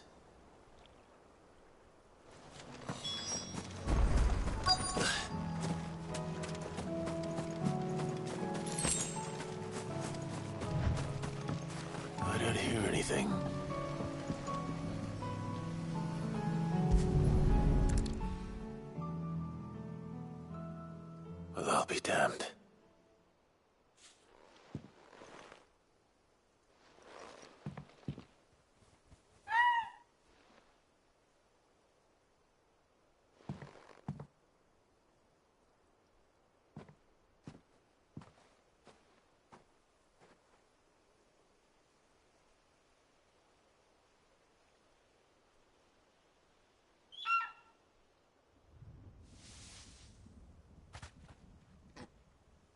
It's all right. I'm not going to hurt you. Just borrowing a feather for my friend.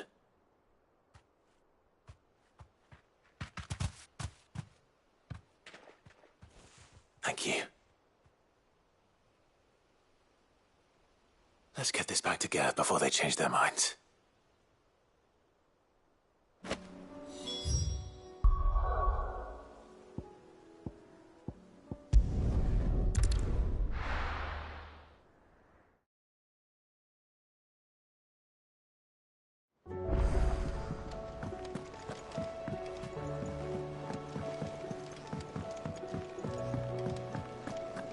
It was no trouble.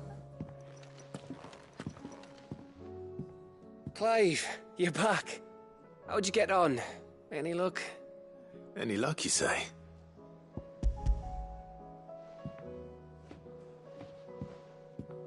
Crystal's crack.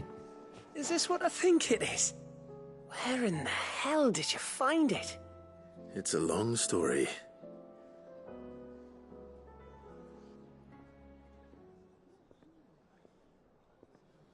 Right there on the road to Eastpool. Who'd have thought it? Everything up there's been abandoned for years. The empty cabin made for the perfect shelter. Though I fear my presence may have forced the poor creatures to look elsewhere. Don't blame yourself, Clive. The Blight's right on Eastpool's doorstep. They'd have had to move on before long, even if you hadn't have turned up. They'll find a new home. Trust me. After all, that's what us endangered animals do. Anyway, what matters is, you managed to nick us one of their quills before they could run off. And now all that's left is to fix it to the carving. I didn't know you could carve. Reckon there's a lot you don't know about me. Like the fact I'm as good with a whittling knife as I am with a sword. And that bone Ember gave me's a dream to work with. What did you say it was from again? An Avis?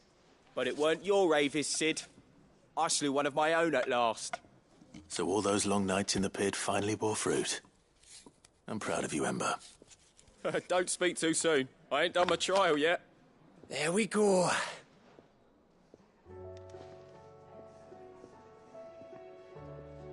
What do you think? I think if you ever hang up your scouting cap, you'll be able to make an honest living. Oh, will I? I should go and see if Ed is awake. Give it my best. You can give it to yourself. Come on.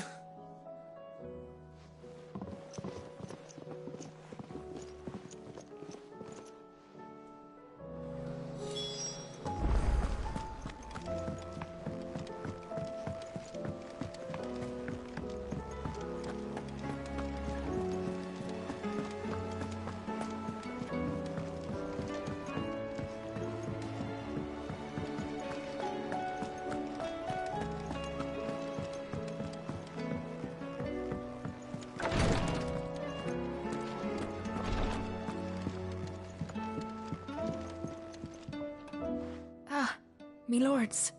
How are you feeling? Well, thank you. Is something wrong? Wrong? No, nothing like that. What it is, Go on, please.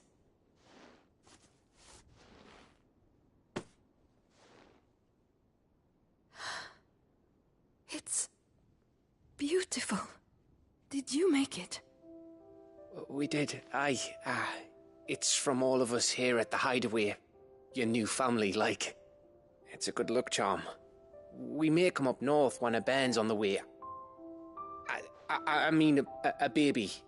To let him know that they're part of the family too. Oh, I hope you like it. I don't know what to say. I thank you, my lords, for everything.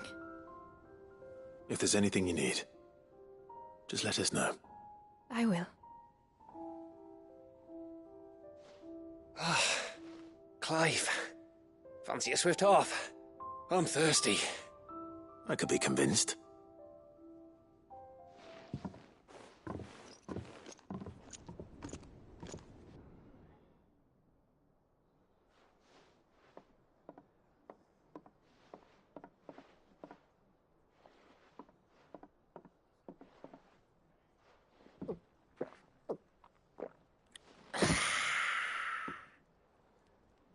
Don't you think you've had enough?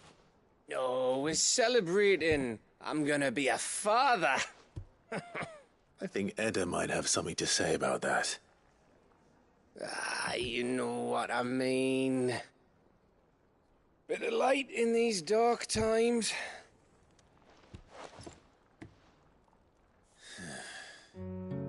Wasn't long after me 10th name day, my mum told us she was with child again. I was over the fucking moon.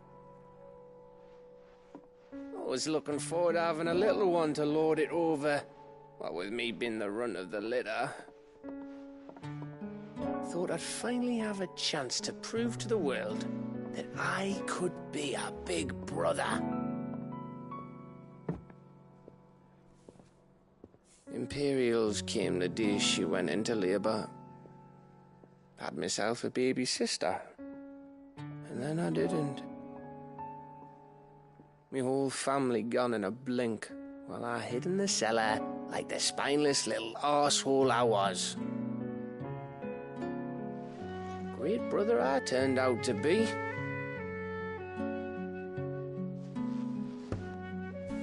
I'll never be a leader.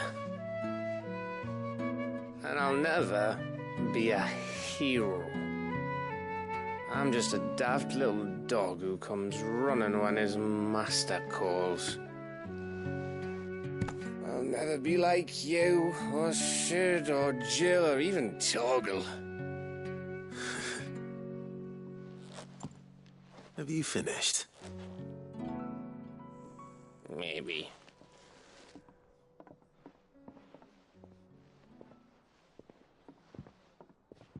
Do you know why you're our best scout? Because you don't need anyone to hold your hand. Without your resourcefulness, your courage, your determination, I don't know where we'd be.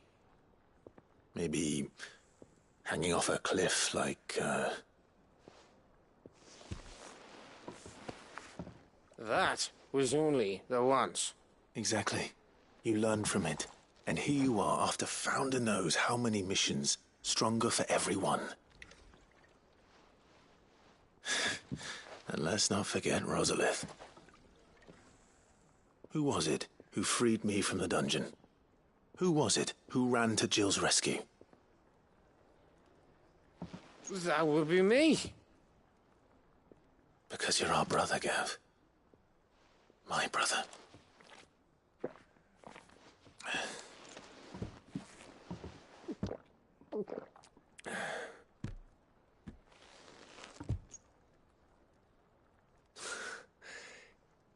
Your brother.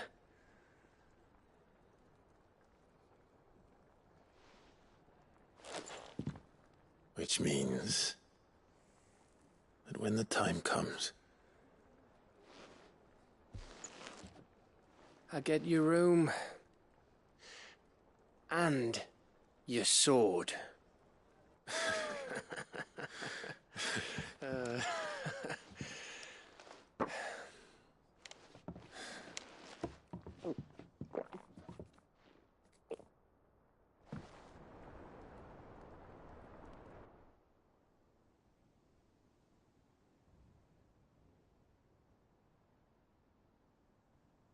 I may have had one too many.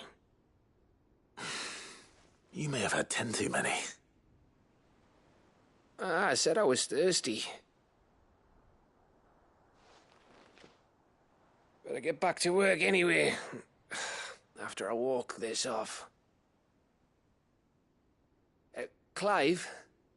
What is it? Thanks for, you know. I know.